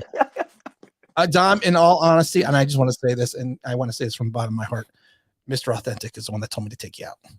Oh, now you know that's a lie, Dom. You know that's a lie. See, is he Pinocchio's back? Is he? How you doing? You all right? Welcome aboard. Appreciate you having me, man. I figured I would at least pull up, so you couldn't clown me and say and I think and I'm not going to make assumptions, but I think I'm just busting your chops. Oh, I know you are. Okay. I wasn't being real about it. Nah, I know, but I figured, man, I was in front of the setup. I'm getting ready to go live here in a couple hours. I was like, that's what I figured, that you got a show, and of course those you have the show with the beard. Is the beard off COVID? Is he off the COVID list? Yep, he's off the COVID reserve list. He did his first show with us on Sunday, and he said it was really tough for him to do a whole hour podcast after coming off COVID. He was really fatigued and whatnot. Yeah, well, I saw that, and like I said, we wish him well. And those that do not know, please please go see Mr. Authentic today at 7 p.m. If I'm not mistaken, correct? Eastern Standard Time. And I believe you're going to do all the NFC East in this program, or which one are we doing this today? Yeah, we're breaking down the NFC's weekend here. So Cowboys, Cardinals, Eagles, Washington, and Giants, Bears. I damn near forgot who we played this past weekend. I was so not interested in that game. Yeah, we could all forget who we played this weekend, to be honest.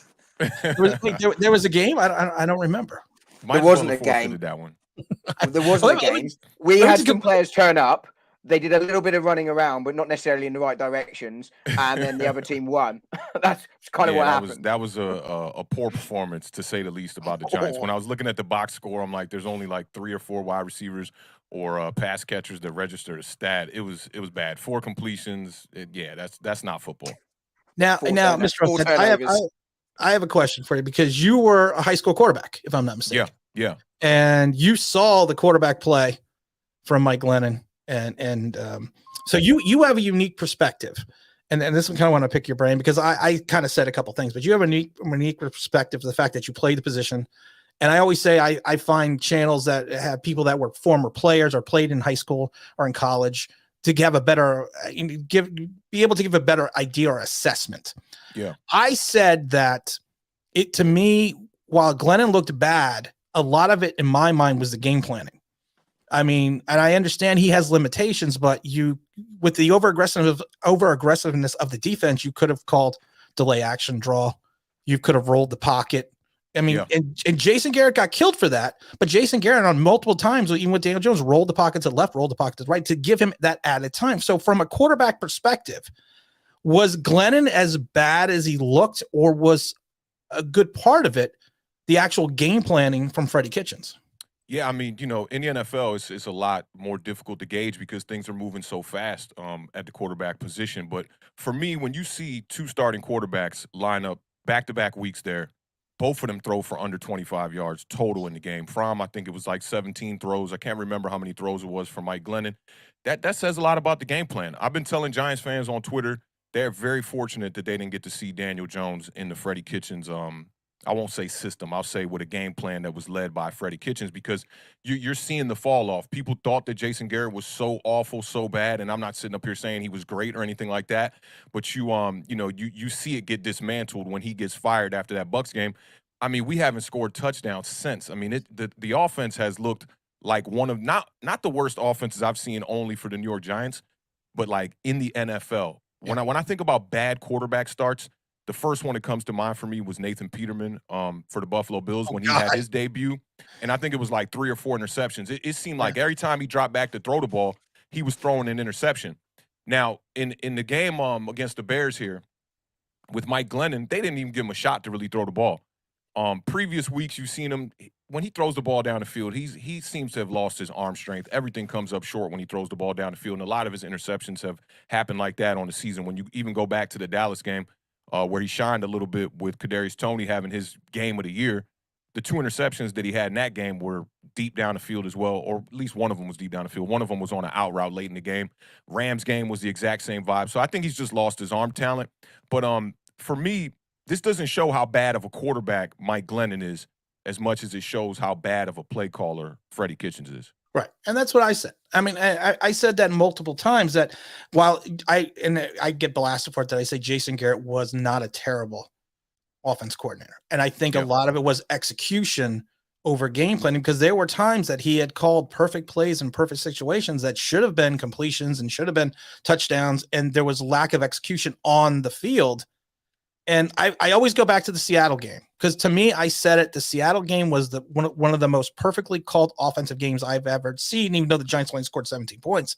But he just pounded it in. And I think it was talking to Dom. I said, watch him take a shot early in the third quarter. Because I said, because that's what he set. This entire thing is setting up for that one shot, that one opportunity to score a touchdown because your defense is already balling out and just go from there. Yeah, and he was waiting to pull the trigger in that game. You're spot on. He was waiting to pull the trigger. And I think you can definitely see that. I think that's exactly what it went. I mean, from your perspective, and like I said, I watch and I laugh because I always say there's few channels that I watch. I watch your live streams. I always jump on every once in a while when I can. I watch Bad Dog, and I like to get other perspectives outside of mine because we all know mine are 100% correct every time. I mean, this season. And like I said, honestly, I haven't started watching you till like the last couple months.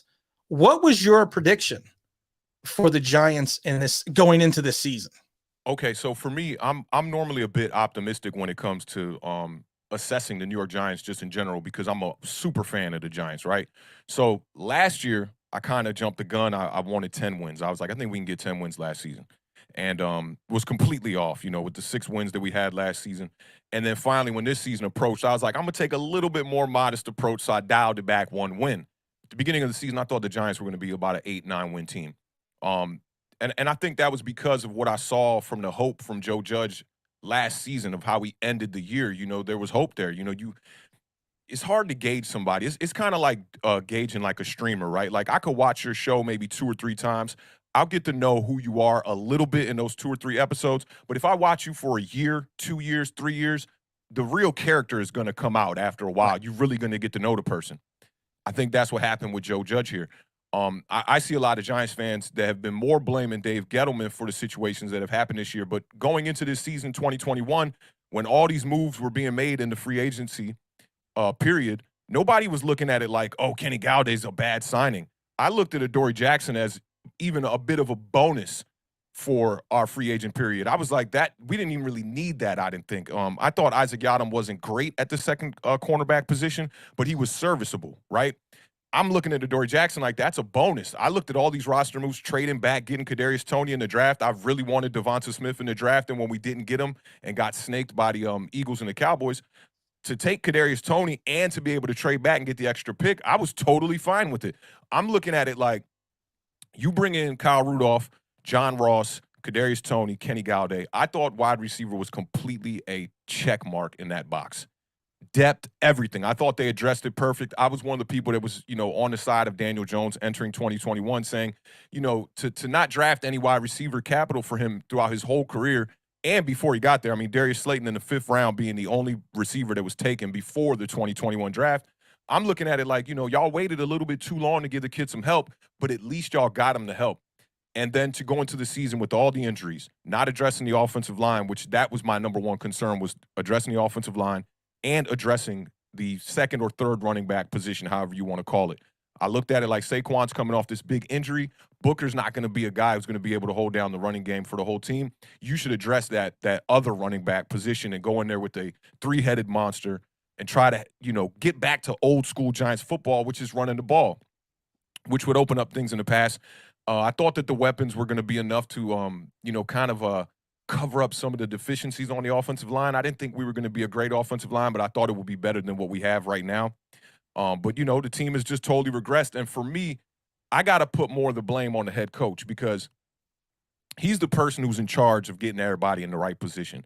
And when you look at the offensive line, yeah, we lack talent there, but it just seems like we're not physically being outmatched on the offensive line outside of Nate Solder. We're not physically being outmatched. We're being out-schemed. These guys seem lost out there. Will Hernandez is a perfect example of it. He seems to be a guy who can never pick up the stunts. Anytime you send any kind of scheme his way, he's completely lost. And to me, that just says a lot about the coaching, that these guys are not in position. And the one thing that I will put on Dave Gettleman is, as GM, you should know the weaknesses of your team, more importantly than the strengths of your team. Knowing that offensive line was a major weakness, they should have went out there and addressed it. And instead, they waited till about a week before the season starting. That last preseason game against the Patriots, they see that there were some problems with Andrew Thomas that ended up being smoke and mirrors. Andrew Thomas has pretty much had a fairly good year. And they go out there and try to address it, a week before the season. They make trades. They bring in Price, Bredesen, Matt Skura, and all these guys last minute in a panic. That's not how you run an organization. So for me, this season was a letdown. One of the things I brought up on my Monday show, I do a show called The Giant Overreaction where I just pull tweets from people online and we overreact to them. And, just the offensive line and the setbacks for this team for me, it's not the biggest letdown in the NFL. I think the Cleveland Browns are probably the biggest letdown in the NFL this year, but the Giants they're right there. Now, this is a good question. I wanted to get to the super chat. You heard people say that the 3rd or 4th moving up to try to get a quarterback next year. What's a bigger risk? Waiting to next year to pick up a quarterback or trading after or going after Russell Wilson? If you're the Giants going into 2022, 2020, yeah, because I'm already into 2023. But what do you think is going to be, what would be the bigger risk for this organization where they're at right now? Waiting to another year to get a quarterback or getting a veteran quarterback like Russell Wilson, who in my mind, if he was on this team before everything else, the Giants might have a few more wins, but I don't think it was going to be a massive difference. But what's the bigger risk? Getting that franchise guy that's like in his mid-30s or waiting another year with Daniel Jones until you get a quarterback in 2023? I think they're pretty equal of risks.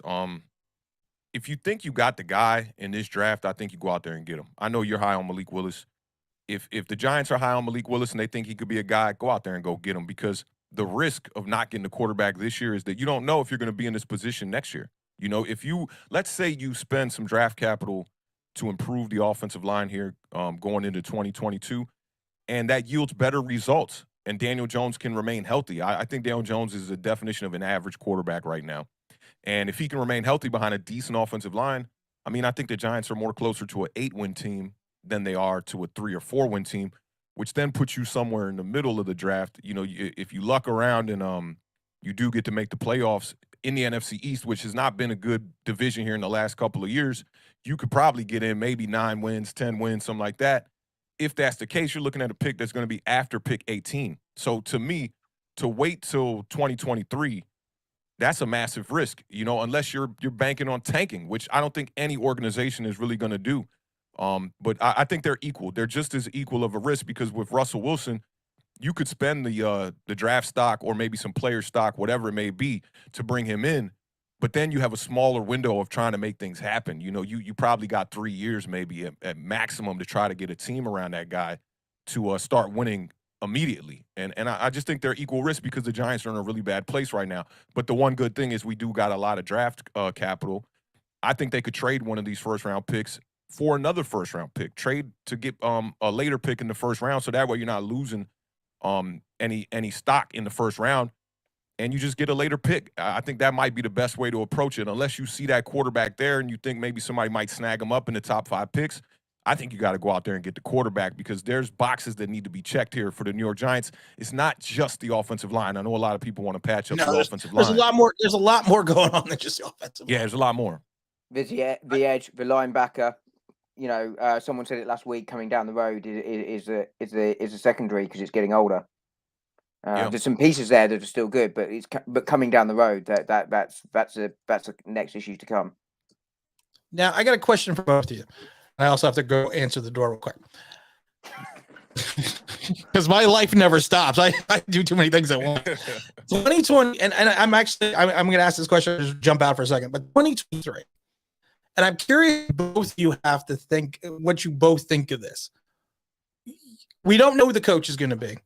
We don't know who the general manager is going to be. You have no idea what our cap space is going to be. For clarity purposes, is there any hope we could say that something is going to fit, something is going to work? I mean, I've already given us a tie to next week, this weekend, because I accidentally said on a stream they're going to go 4-12-1. I mean, is there any hope that we can win 4 games next year with the amount? Like I said, I've seen some bad teams, but this is just takes the cake, and I've seen bad Giant situations going back to the 70s. But I'm limited in my optimism of hope. So, like I said, I'm gonna run to get the door real quick. But I think a lot of people I'm looking in the chat too. Is there hope? And like I said, I'm gonna, Mr. Authentic, I'm just curious. What is the hope for Giant fans coming in after this Washington game that we're going into the season, we're going on to 2023, we're going in the offseason? What are we hanging our hats on that we are not going to become Jet fans? And I'm going to let either one of you take that one first. I'll take it first. I'll let you take it. I'll be right back. Got you. I think the hope here, especially for me, is if you clean house, I feel like we have a little bit of a chance. I mean, especially after that press conference just the other day with Joe Judge, it's falling apart, man. The wheels are definitely falling off here, and he's losing it. He totally lost his cool in that press conference there, and I think there's a lot of glaring truth underneath some of those words that he was saying there. I think it's going to start right at the top with the head coach, man. You got to get a guy in here who not only is confident like a Joe Judge and can talk the talk, but can actually walk the walk. I like to look at the Rams as a great example of how you can build a team in an unorthodox way. And Sean McVay, kudos to him, man. He goes over there getting rid of first-round picks year after year after year after year. Somehow they still got more cap space than the New York Giants do, and their roster is just so improved and so much better than the New York Giants. And for me right now, right in the front office, all the way from the owner to the GM to the head coach, and then to the most important player on the field, our quarterback, there's really no hope. I mean, I know a lot of Giants fans, they're still invested in Daniel Jones. And I was a big Daniel Jones supporter the first couple of years, and really played things really optimistic, man. Like, I'm like, yeah, the Giants can do it this year. It felt like 2017 all over again, because I remember 2017, we scooped up Brandon Marshall, and I was just like, this is about to be the year. The Giants are going to make the run. And injuries get in the way of that, and some other things, some bad coaching, bad organization, and all that. And it just feels like we're right back to where we started back in 2017, before 2018, before we brought Dave Gettleman here. And I mean, just looking at the record from Joe Judge, I've been taking some notes today for our show coming up at 7:00, and there's one here that just stands out to me. The Giants' offensive rankings. This tweet was going around; it was pretty viral. The Giants' offensive rankings since Joe Judge got here: points per game, 32nd; yards per game, 32nd; yards per play, 32nd. And I think the most important one: red zone efficiency, 46%, which is dead last in the NFL since he's been here. And this year, the Giants are sitting at right around 28th as far as red zone attempts go. So for me, it's like, if you're not going to be efficient when you get down to the red zone, then you better be getting down to that red zone a lot so that you can maximize the volume on the amount of attempts you get. So that way your percentage, if you're sitting around 46%, if you can actually get down to the red zone more than, I believe for the Giants, is just under 2 times a game, which that's just pitiful. You're not going to win no games like that, especially with a guy at quarterback who is not a red zone killer, like what I like to say about Jalen Hurts. And when you're talking about Malik Willis, Tim, Jalen Hurts is the one quarterback who I haven't really said a lot about in comparison with Malik Willis, because from what I've seen from Malik Willis, he doesn't have that single-handed playmaker ability like I saw from Mike Vick, but it reminds me a lot of what Jalen Hurts is doing in the NFL right now, a guy who's using his legs to set up everything else, and he just has that demeanor of when we get to the 20, we're scoring. So if you don't have a quarterback that can cover up some of those deficiencies, whether it be on the roster or in the culture, in the locker room, for me, it's clean house now. And I'm in my whole entire existence of watching football, I've never, ever been a person that has been pro clean house. Like, just go out there, fire everybody, keep only the good players that are young that you could see moving on into the future. I've never been one of those guys. And this team has unfortunately, has gotten me to that point where I'm just like, I'm done with him. I'm completely done with Joe Judge, all that smoke. I stopped watching the press conferences.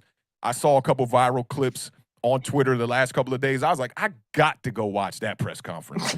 And I watched it, and I'm just like, man, it looked like a high school coach falling apart, losing his mind up there. Yeah. And it's been the same story with Joe Judge this whole season. It's almost polar opposite, because he covered up everything in that first year, and you get to 6 wins, which I don't know why as Giants fans, I guess we were just so desperate, and because maybe the Washington football team won the division with 7 wins, we kind of felt close, like we were making that turn around that bend, but we really weren't close. I think that with this defense especially, they were ranked 9th and entering the 2021 season, so that kind of hyped up a lot of fans. But you can't forget last season, we played against some garbage quarterback competition out there, a lot of backups. There was the Andy Daltons of the world. There was Mitchell Trubisky. There was the kid with the Bengals, Brandon Allen. There was Josh Allen. There was Alex Smith. There was just all these quarterbacks that really don't pose a threat to a real defense. And the Giants kind of got lucky, played up against a bunch of bad competition. And in return, the Giants fans felt very confident about this defense, myself included. I talked about the Adoree Jackson thing. I thought that would push us into the top 6, top 7 realm. Unfortunately not. And, things are a lot clearer now in hindsight. They're a lot clearer now, seeing the way the Giants have fell apart. It kind of goes to show you that when building a roster and building a depth chart, the most important thing is depth. I think I was the only one that didn't like the Adoree Jackson sign. I said that John Ross was a house of glass, Kyle Rudolph was washed up, and I would never give Leonard Williams the money. I think I was the only one that thought about that at the time. But I mean, you can't just give a guy. And I said it that day, and I read Twitter outside of New York. You can't give a guy a raise coming off an ACL who had not stayed completely healthy previously, and then think he's going to be competitively better than he was the year before, giving him more money. Same thing with Galladay. And I think the older we get, the more you kind of you don't fall for the trick bag of hope. When I was young, you could sell me anything. You could say this guy's going to turn in. You could say Davis Webb's going to be the starting quarterback for the New York Giants, and I'll totally be down for it, right? But the older you get, the more experiences that you have where things fail, and you can't keep relying on hope. And I allowed them this season to sell me that hope. And, just kind of overlooked the injury situations with Galladay and with Adoree Jackson. Adoree Jackson was relatively a guy he wasn't even on my radar. I'm the kind of person, I'm very offensive oriented, and Adoree Jackson just wasn't on my radar. But the amount of money they threw at him gave me the confidence that he could be the kind of caliber cornerback that was worth that kind of money. $30 million, I believe. Yeah, and like I said, with the Kenny signing, like I said it the day they signed. I said the kid didn't want to leave the building. Literally did not want to leave the offices, which told me he had no other shooters. And Corey Davis hit the market already $36 million. And you turn around and give him 72 when he's got no competitive offers. And I've talked to people in Detroit, and they all said the same thing, that he probably could have played through the hip pointer, that he was looking for his payday, which I don't begrudge any player getting their payday. I mean, I'm never going to say never begrudge anyone getting their money. But when you're stealing our cap space and you're going to steal it for a couple of years now, Dom, did you get to tell me what the bright spot was going to be? I agree. I agree that the only bright spot you can hope for now is that you clean house, you forget next year and you just hope that you can get some experience for these younger guys that we hope to be able to build around the. And you just hope that you can start to build a roster. I don't expect big results next year. I expect to be picking high again. To be honest with you, but you just hope that you can build some performance and you start to see some performance and start to see us get competitive towards 2023 with a new head coach, new GM, and a new way forward. That's the only thing you can kind of give hope for. If we keep going down the same road, it's hard to see how you turn it around because it's been bad for so long. And like you're saying, Mr. Authentic, there, I had us at 8 wins. It might have been 9. I think it was 8, but because I thought, you know what, we bought some weapons in.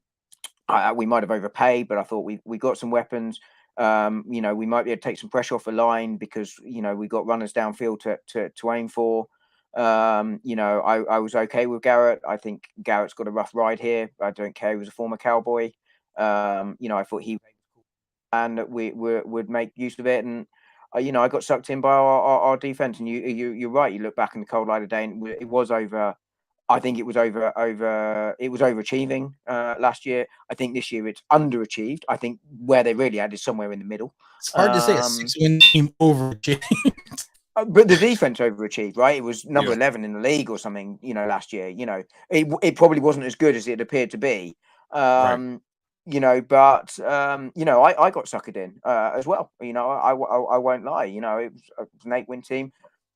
Even with someone like Carl Rudolph, I thought, you could potentially use him as a bit of a target, not as a come in, try and improve our red phone efficiency by having bigger targets to aim for, and we see none of that. Here's a good question. Again, the super chat go to where the chair is going to be this month. I'm giving us $1,000 the Philadelphia Children's Hospital. But I don't know what she's going to be this month, but we are picking one. Good question. And this is a question I get all the time because everyone knows I want a quarterback, but I'm going to ask both of you, quarterback or O-lineman in 2022. I've said it before. I can't facilitate in my mind continuously drafting high offensive linemen when you know that you can find line talent later in the draft. And it's not like we've had this wonderful track record of drafting these guys high outside their times this season and having them pan out. Some of our best offensive linemen have been taken later in the draft. Again, I'll start with Authentic. Where are you? And I know it's early. I always tell us, I know this is early, but in your mindset, where do you think and I don't think they're going to go quarterback, but where do you think the quarterback? Where do you think they go quarterback? Where do you think they should go? Do they just both picks as an lineman and try to rebuild that way, or do they or do they go the quarterback route, even though there may not be, as people say, this may not be the quarterback class? Yeah, I kind of picked up what you said there. Your signal seems to be kind of dropping out a little bit there. As far as the draft goes, right, I don't do a lot of research until the season is over. So I really want to scout these quarterbacks appropriate, and give them the right shot that they deserve, because a lot of mainstream media and the so-called experts have been writing off this quarterback class. I've taken a look at Malik Willis highlights a good bit. I looked at Kenny Pickett a little bit. Pickett looks to be, a similar style of quarterback to Daniel Jones. But for me, I wouldn't mind bringing in a guy who's a dual threat, which is that's very enticing with Malik Willis. But I don't mind if they go quarterback and edge, quarterback and O-line. I don't mind if they go O-line and edge. I think what I don't want to see them do is double dip first round, go 2 offensive linemen. I think that's a major reach. And it reminds me of how desperate all of us here in Giants Nation were last season for weapons. Everyone was just like, go out there, get a free agent wide receiver, draft a wide receiver in the first round. People wanted the Giants to draft wide receivers in the first and the second round. And I was definitely one of them who said, go out there, get Kenny Galladay, and go out there and get a first-round wide receiver.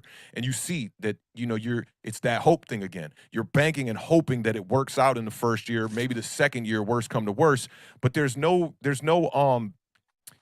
foul-proof to be able to just go out here and draft first rounders and think that you're going to be able to just pull them and implement them right into a roster and they're going to immediately be day one starters. And that's what Giants fans are hoping, with the hopes of drafting 2 offensive linemen in the first round. I think that the quarterback is the most important position on the field. I've always thought like that since I played ball. So for me, if you see the quarterback that you want out there on the board, you got to go get him. Even if that means trading up and getting rid of one of your picks, whatever it may be. And that's the same reason why, if the Giants feel like it's the right move, I would be on board to bring in Russell Wilson, even though it's a risk. I do understand it's very, very high risk, high reward as well. But at least you could check that box off and say, we know we don't have a problem at the quarterback position. In the front office, in the coaching staff, they keep telling us, oh, Daniel Jones is the guy. We have a lot of faith in Daniel Jones. But what they do on the field does not show that. The way that they call these game plans, they're not showing you that they have faith and confidence in Daniel Jones. They're showing you actually the opposite. And it reminds me of the game against the Oakland Raiders where Daniel Jones dropped back to pass. He gets sacked. He fumbles the ball. And from that point on, Jason Garrett literally was like, we're just going to run the ball for the rest of the game. Daniel Jones ends up with only about just over 100 yards passing.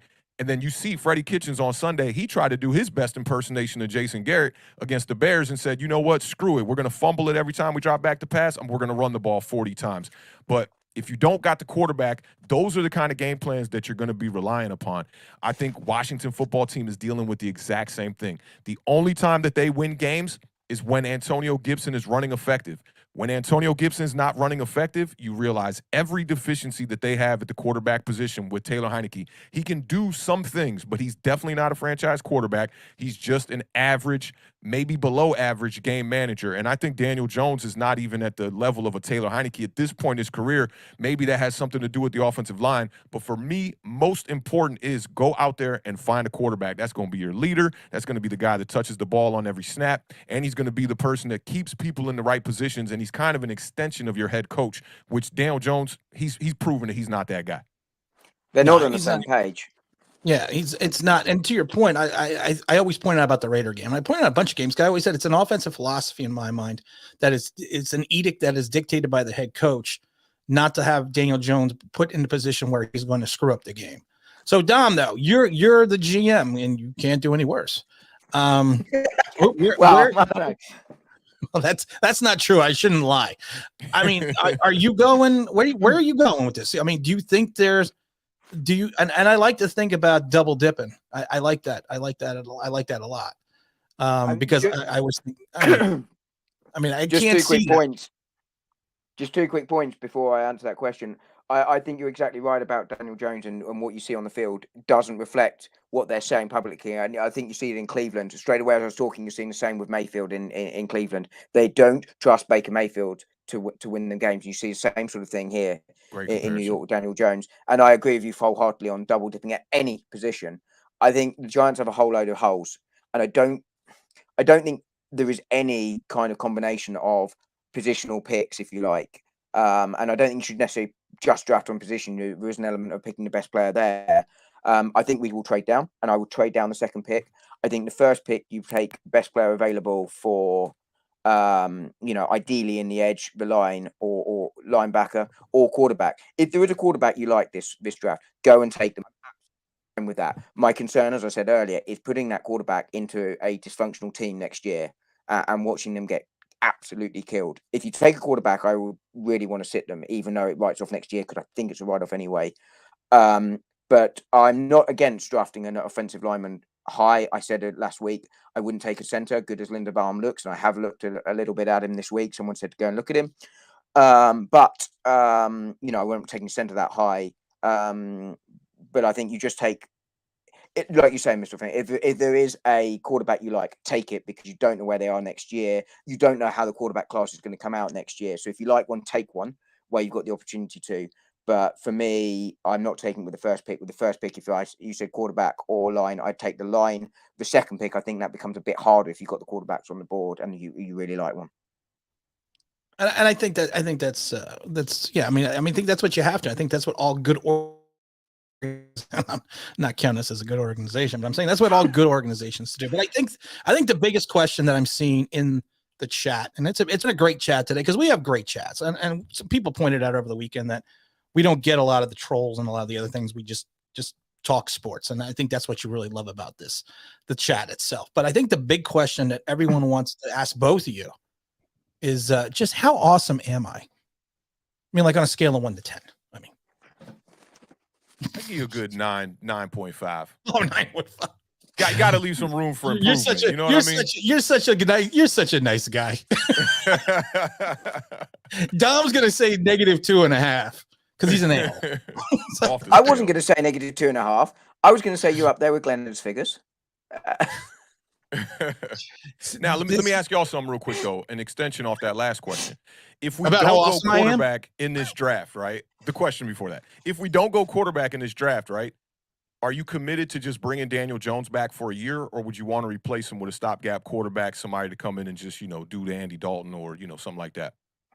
I don't see how we got the cap to bring someone else in. I think you'd have to run with Daniel Jones, which, isn't where you want to be, obviously, because I don't see him even doing it next year. If you don't take a quarterback, you're going to have to run with Jones. I don't see an alternative. People are going to think I'm crazy. And most people do. I would trade Daniel Jones. You are going to have to eat some cap space. And because the cap is a wash anyways. We did the videos. Even if you get rid of, you got 43 players under contract now. If we get rid of 10 of them, we'll only have like 14 million, not counting the rule of 51, not counting the dead carryover money, not counting the rookie pool, but we will be limited in cap space. I would still trade Daniel Jones, try to get the assets. I know he's not at a high level of value, but there's someone out there that will think they can resurrect his career. It's the Knicks mentality. Take Michael Beasley, pick someone else up that you can turn into a guy. And I like this guy, and he was on our roster because of injuries. But I like a guy who was on a roster. I wanted Marcus Mariota 2 years ago because I thought he would be competition for Jones and could push him. I have this. I kind of like Cooper Rush, and I know some people think I'm crazy. But I know there was the Judge connection, but when he's been called upon to play even a limited time, I don't know, he's kind of just shows you something, and it's going to be a lost season anyways. So you bring in someone like a Cooper Rush, I would personally draft someone like Malik Willis. I would prefer Malik to sit the year, but if Cooper flames out or he can't be the guy, there is no downside to then playing Malik Willis. And it could be kind of like a 2004 Eli Manning, who Eli Manning did not play well at all until that final game of the season. I mean, He got killed in Baltimore. 7 losses, I think it was that year. The team was 5-4, and Eli lost every game except the last game of the season. But I would get a guy like Cooper Rush that if he flames out, people will be clamoring for Malik or whoever. And if Malik does not play and pulls an Eli Manning, no one's going to care, because they already saw what Cooper did, and it's already a lost season. So at that point in time, what do you have to lose to bring in a guy like that?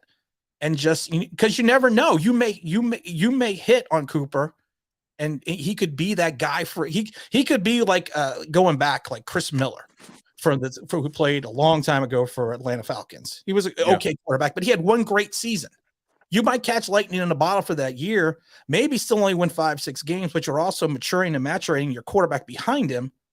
And it's not costing you anything to really bring him in. And if he fails, you still have your first round pick that you're going to have, he can play by fire, and the fan base isn't going to care because it's going to be something different. I was at Daniel Jones's first preseason game with the Giants, and the 2 series that Eli Manning had, that stadium erupted when Daniel Jones came in. I played the video multiple times on my things.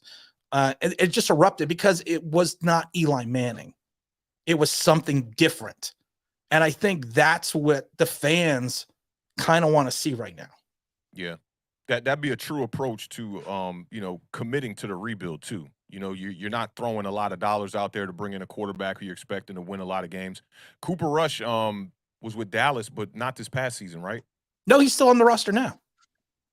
He's still on our roster or on Dallas? No. He's back on Dallas. Oh, he's back on Dallas. Okay, yeah, I remember he wasn't on that roster for a second. Yeah, we brought him in, and then he was gone, and he's back with Dallas. Yeah, that is definitely an interesting take. I don't think I've heard anybody talking about that. In the Giants community for sure. The thing is, if you think about this, people forget when, and probably, I think you guys are going to know where I'm going with this. When Dak went down, when he didn't play recently, who played? Does anyone remember? That was Cooper Rush. That was Cooper I don't Rush. remember. Cooper Rush, yeah. Cooper Rush threw for 325 yards against the Vikings. 2 touchdowns, 1 interception. Oh yeah, middle of the And that was a season, that's right. 2016 win.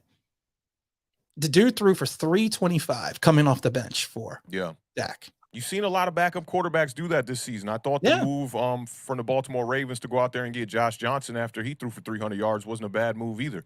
Yeah, You've exactly. seen Mike White. You've seen rookie Davis Mills do some things. That's what's so puzzling about what's happening with the offense with the New York Giants right now is because you're seeing teams across the league. I mean, even Detroit this past weekend with Tim Boyle at quarterback, he put up like 275 yards. And you got the Giants here. We can't even get a first down. They're 1 of 11 on 3rd down, and just some of the worst football we you've got ever 9%. What more do you want? No, you're right. But you're right. You've seen the Cardinals do it. You've seen Trevor Simeon do it at other points. These are other quarterbacks that you have not mentioned that have come in as backups and done the job. And maybe you could get in one of those backups this year to be our starter next year. Colt McCoy, yeah. You could maybe see one of them come in next year. To do the job. I mean, if you can get something for Daniel Jones, you take it, especially with the injury. But I think you're not looking at a top quarterback coming in next year. You're looking at a backup this year that loses an opportunity because they draft someone or someone comes back from injury to retake their place. And I don't necessarily think it'd be Cooper Rush, but someone like that. That is an option. I'm not, certainly I don't think Daniel Jones is the future. If we roll with him next year, the organization will say he's the future. We believe in him. They don't have a choice to have to say that, but I don't think it would be in that scenario. Not really. Not something you'd believe, or we shouldn't believe as fans. And this is a great comment. Other teams find a way to get it done. There's no excuse for the Giants because it's you look into everyone's point. You look at these guys that are coming in off the bench. They're just coming in. Yeah. And who the hell thought that Colt McCoy would take over for Kyler Murray? And in some ways, Arizona didn't miss a step. Yeah, I mean, to the system, extremely. And I knew something was wrong when Giants fans were clamoring to get Colt McCoy back on the roster. Like, why'd we get rid of Colt? I'm like, oh no, we're really in trouble now because even that game that he won against Seattle, I mean, it was only about 100 yards and they want to credit him for the W. It's like I live in Washington, D.C. for people in the chat that don't know. So I know all about Colt McCoy. And trust me, that's nothing to be running home about. Colt McCoy is one of the weaker backups in the NFL, but I think it just speaks to that Cardinals system over there and the roster as well. Yeah, and like Dom 2-3, I think. Yeah, that's it. And I'm a huge Cardinals fan. I mean, I'm a huge Kyler Murray fan. I'm a huge. I've been hyping them all season, and Dom has been waiting for them to implode so he could basically say, "Tim, you're wrong." So, but luckily, they and I started rooting for them, and then they lost 2 games in a row after I said I was no longer a Giants fan. Loss probably had Dom hyped up. I bet he's probably told you. A little bit. No, somewhere about week 9, I conceded that that he was right. It hurt me a lot. But now everyone talks about Jacoby. I see in the chat everyone's talking about Jacoby Brissett, and then they're talking about what's his name, Huntley, over in Baltimore. He's not going to Baltimore's not going to let him go, but Mr. Authentic, Jacoby Brissett. I'm not a big fan of him. I was not a big fan of him when he was with the Colts. I think if you want a stopgap guy for like 2 games, I think he could be it. He's kind of, I think he's proved in Miami. He's kind of not that guy, but would someone like Jacoby be acceptable? Nah, I wouldn't want to bring in Jacoby Brissett. If this was when he was backing up for the Colts, I would have thought about it a lot more. But seeing him fill in for Tua in Miami, it's been really bad for him over there. And he's the kind of guy that's like not going to elevate above the X's and O's. Doesn't really have extreme arm talent. Not really that mobile. I wouldn't even. This is crazy to say, but I wouldn't even look at him as a major upgrade from a guy like Mike Glennon at the backup position. Wow. I'd rather take a shot on a guy like Marcus Mariota because it's unproven a little bit. Last we saw Marcus Mariota in a starting position with the Tennessee Titans.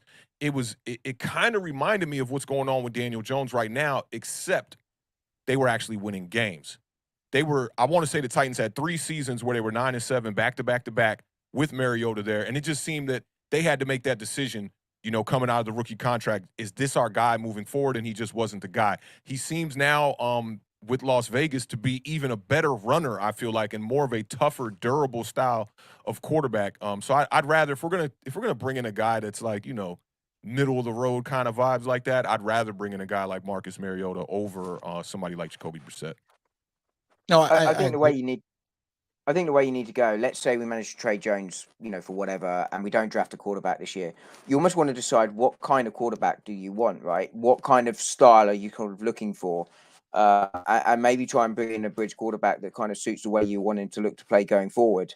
You know, maybe that might be something you look to. So you're starting to adapt the style and get the offense used to that way of playing, you know, as you go forward and start coaching from that sort of point of view, you know, even if there are better quarterbacks out there than the one you take for your bridge for the year, maybe that's what you start to look at and do it that way rather than go, let's say we want a more dynamic quarterback. Maybe you try and bring in Cam for a year rather than Jacoby Brissett, who will just stand there and throw the ball. If that's the way you want to go, which we probably should, it's the modern way.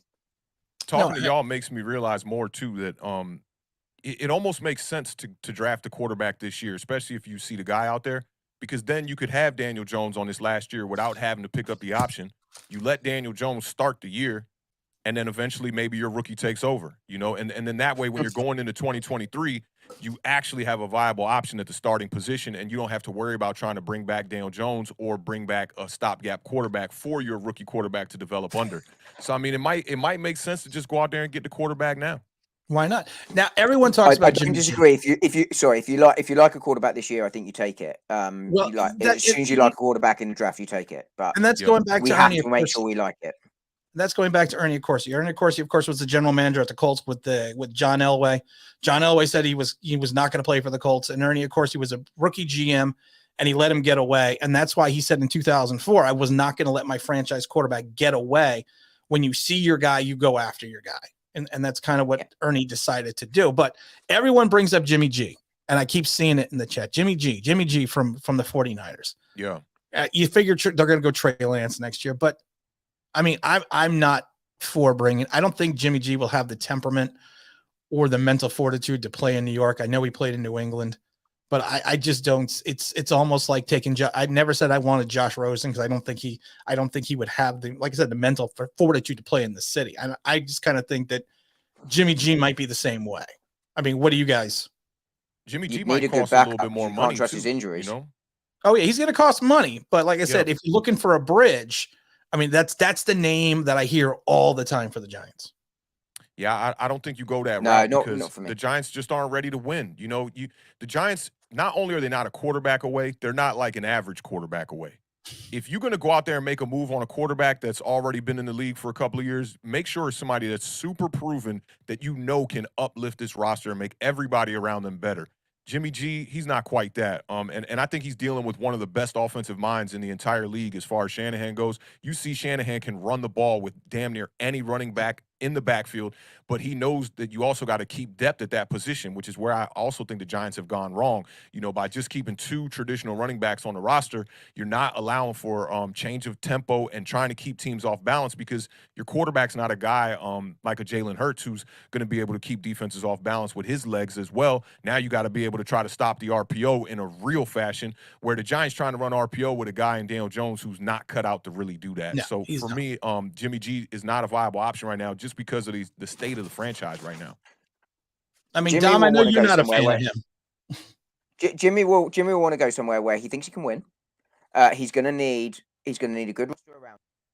He's going to cost money, which was said, but you're going to need a quality backup because you cannot rely on Jimmy G to stay fit. You can't, and therefore it's not the answer. And I just don't think Jimmy G would want to come here unless we offered him mega bucks, and we haven't got the mega bucks to offer him.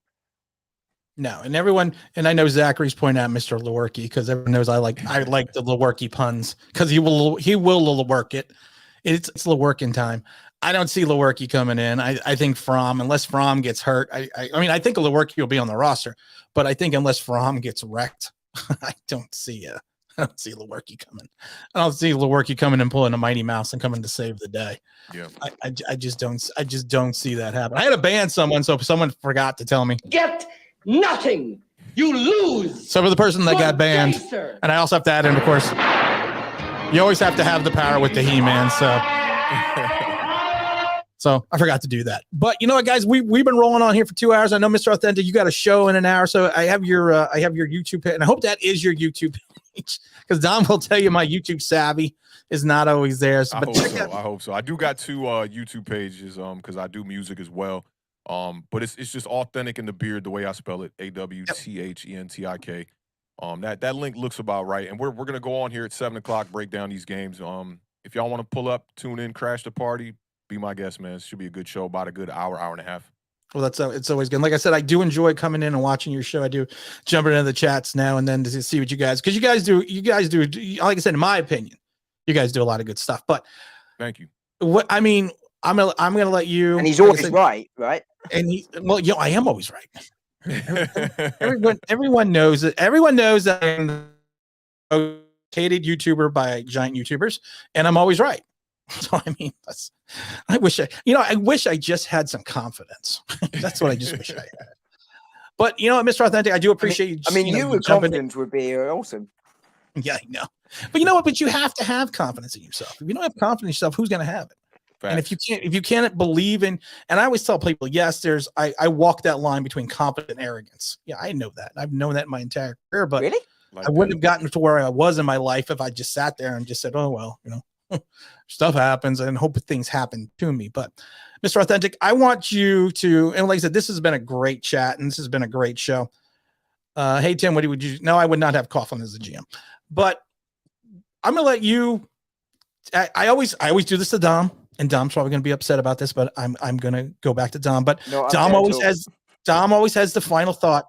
Dom always has this moment of inspiration, this moment of perspiration that allows him to give this chat the information that we need, the ability to say something beyond approach. And Dom, I always build you up, but I'm going to give the final thought to Mr. Authentic because I want to hear this pearls of wisdom that Dom usually screws up.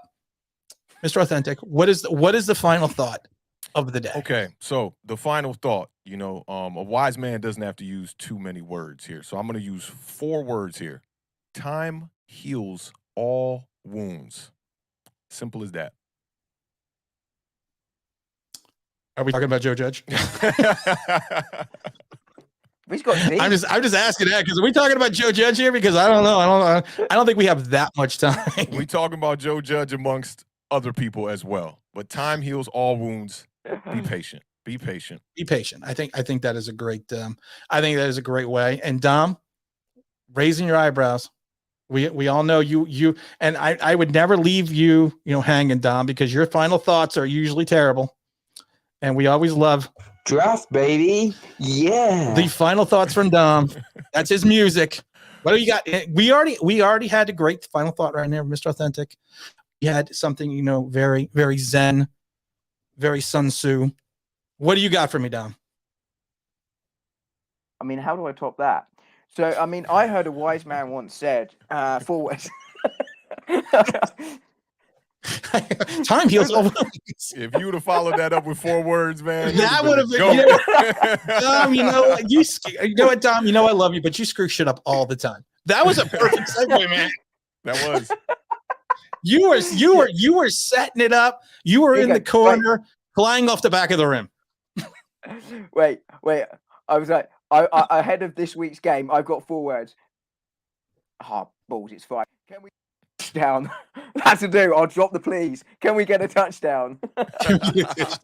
Before the year ends, right? Can we get 1 touchdown? 1 touchdown. Just but one. I know I said that was the final thought though. But what are your score predictions? Versus Washington? Versus Washington. I'm going to go, it'll probably be a little bit sloppy. I'm going to go 17-6, Washington. Ooh. We're getting 6. Getting 2 field goals this game. 2 field goals. 2 field goals. Oh, my God. Be still in my heart. 2 field goals. Dom? I think 17 is right for Washington, but I'm going to go 17-10, and I think one of our running backs will go over for a touchdown. One of our running backs going for a touchdown. All right. I'm going to go the Oh, I opposite. forgot. Hang on. I forgot about our traditional play. I need to add 2 more points onto Washington for the safety that we run in. Yes, we had a philosophy last week, Mr. Authentic, that I came up with this brilliant game plan for the Giants. Every fourth down, they should just run it back for a safety instead of punting. Just the way they could keep the score close. Right. And I didn't think they were actually going to do it, but they did it. I'm going different. I'm actually going 24-17 Giants. I know people That's think a lot of points, man. I know people think I'm crazy. I know they think I'm crazy, but I have a theory because of the traffic jam. Washington's not showing up. And so we're going to have to play like, Sister Mary of the Poor or something. I think they're going to bring in a team and just give them the uniform. So I think we could beat a Division III team. Throwing that out. I like it. So you got to think about these things. That's how my mind works. Tom will tell you. 24 is a lot, man. 24 is a whole lot. I'm telling you, man, I got a feeling that it's going to be, and this is why I have a feeling. I have a feeling it's going to be one of these games that they put up a bunch of points. Well, 24 is not a bunch of points, but they put up these points, and it's the Joe Judge "I told you so" game. Oh man, I'm telling you that is the. I'm telling you that's.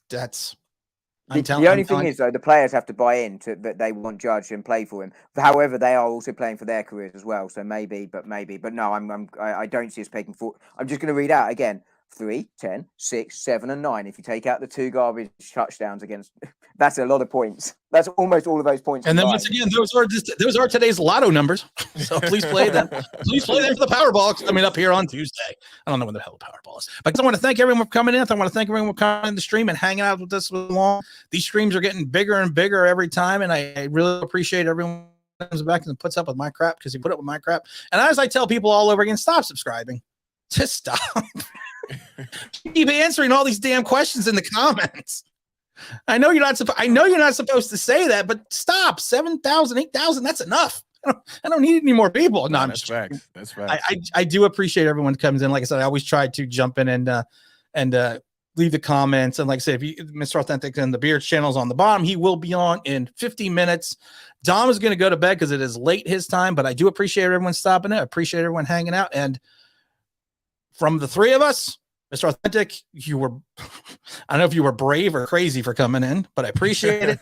Tom, I already know you're crazy, and I always appreciate you. And I appreciate everyone in the chats, and we are just going to end it now. And guys, thanks a lot.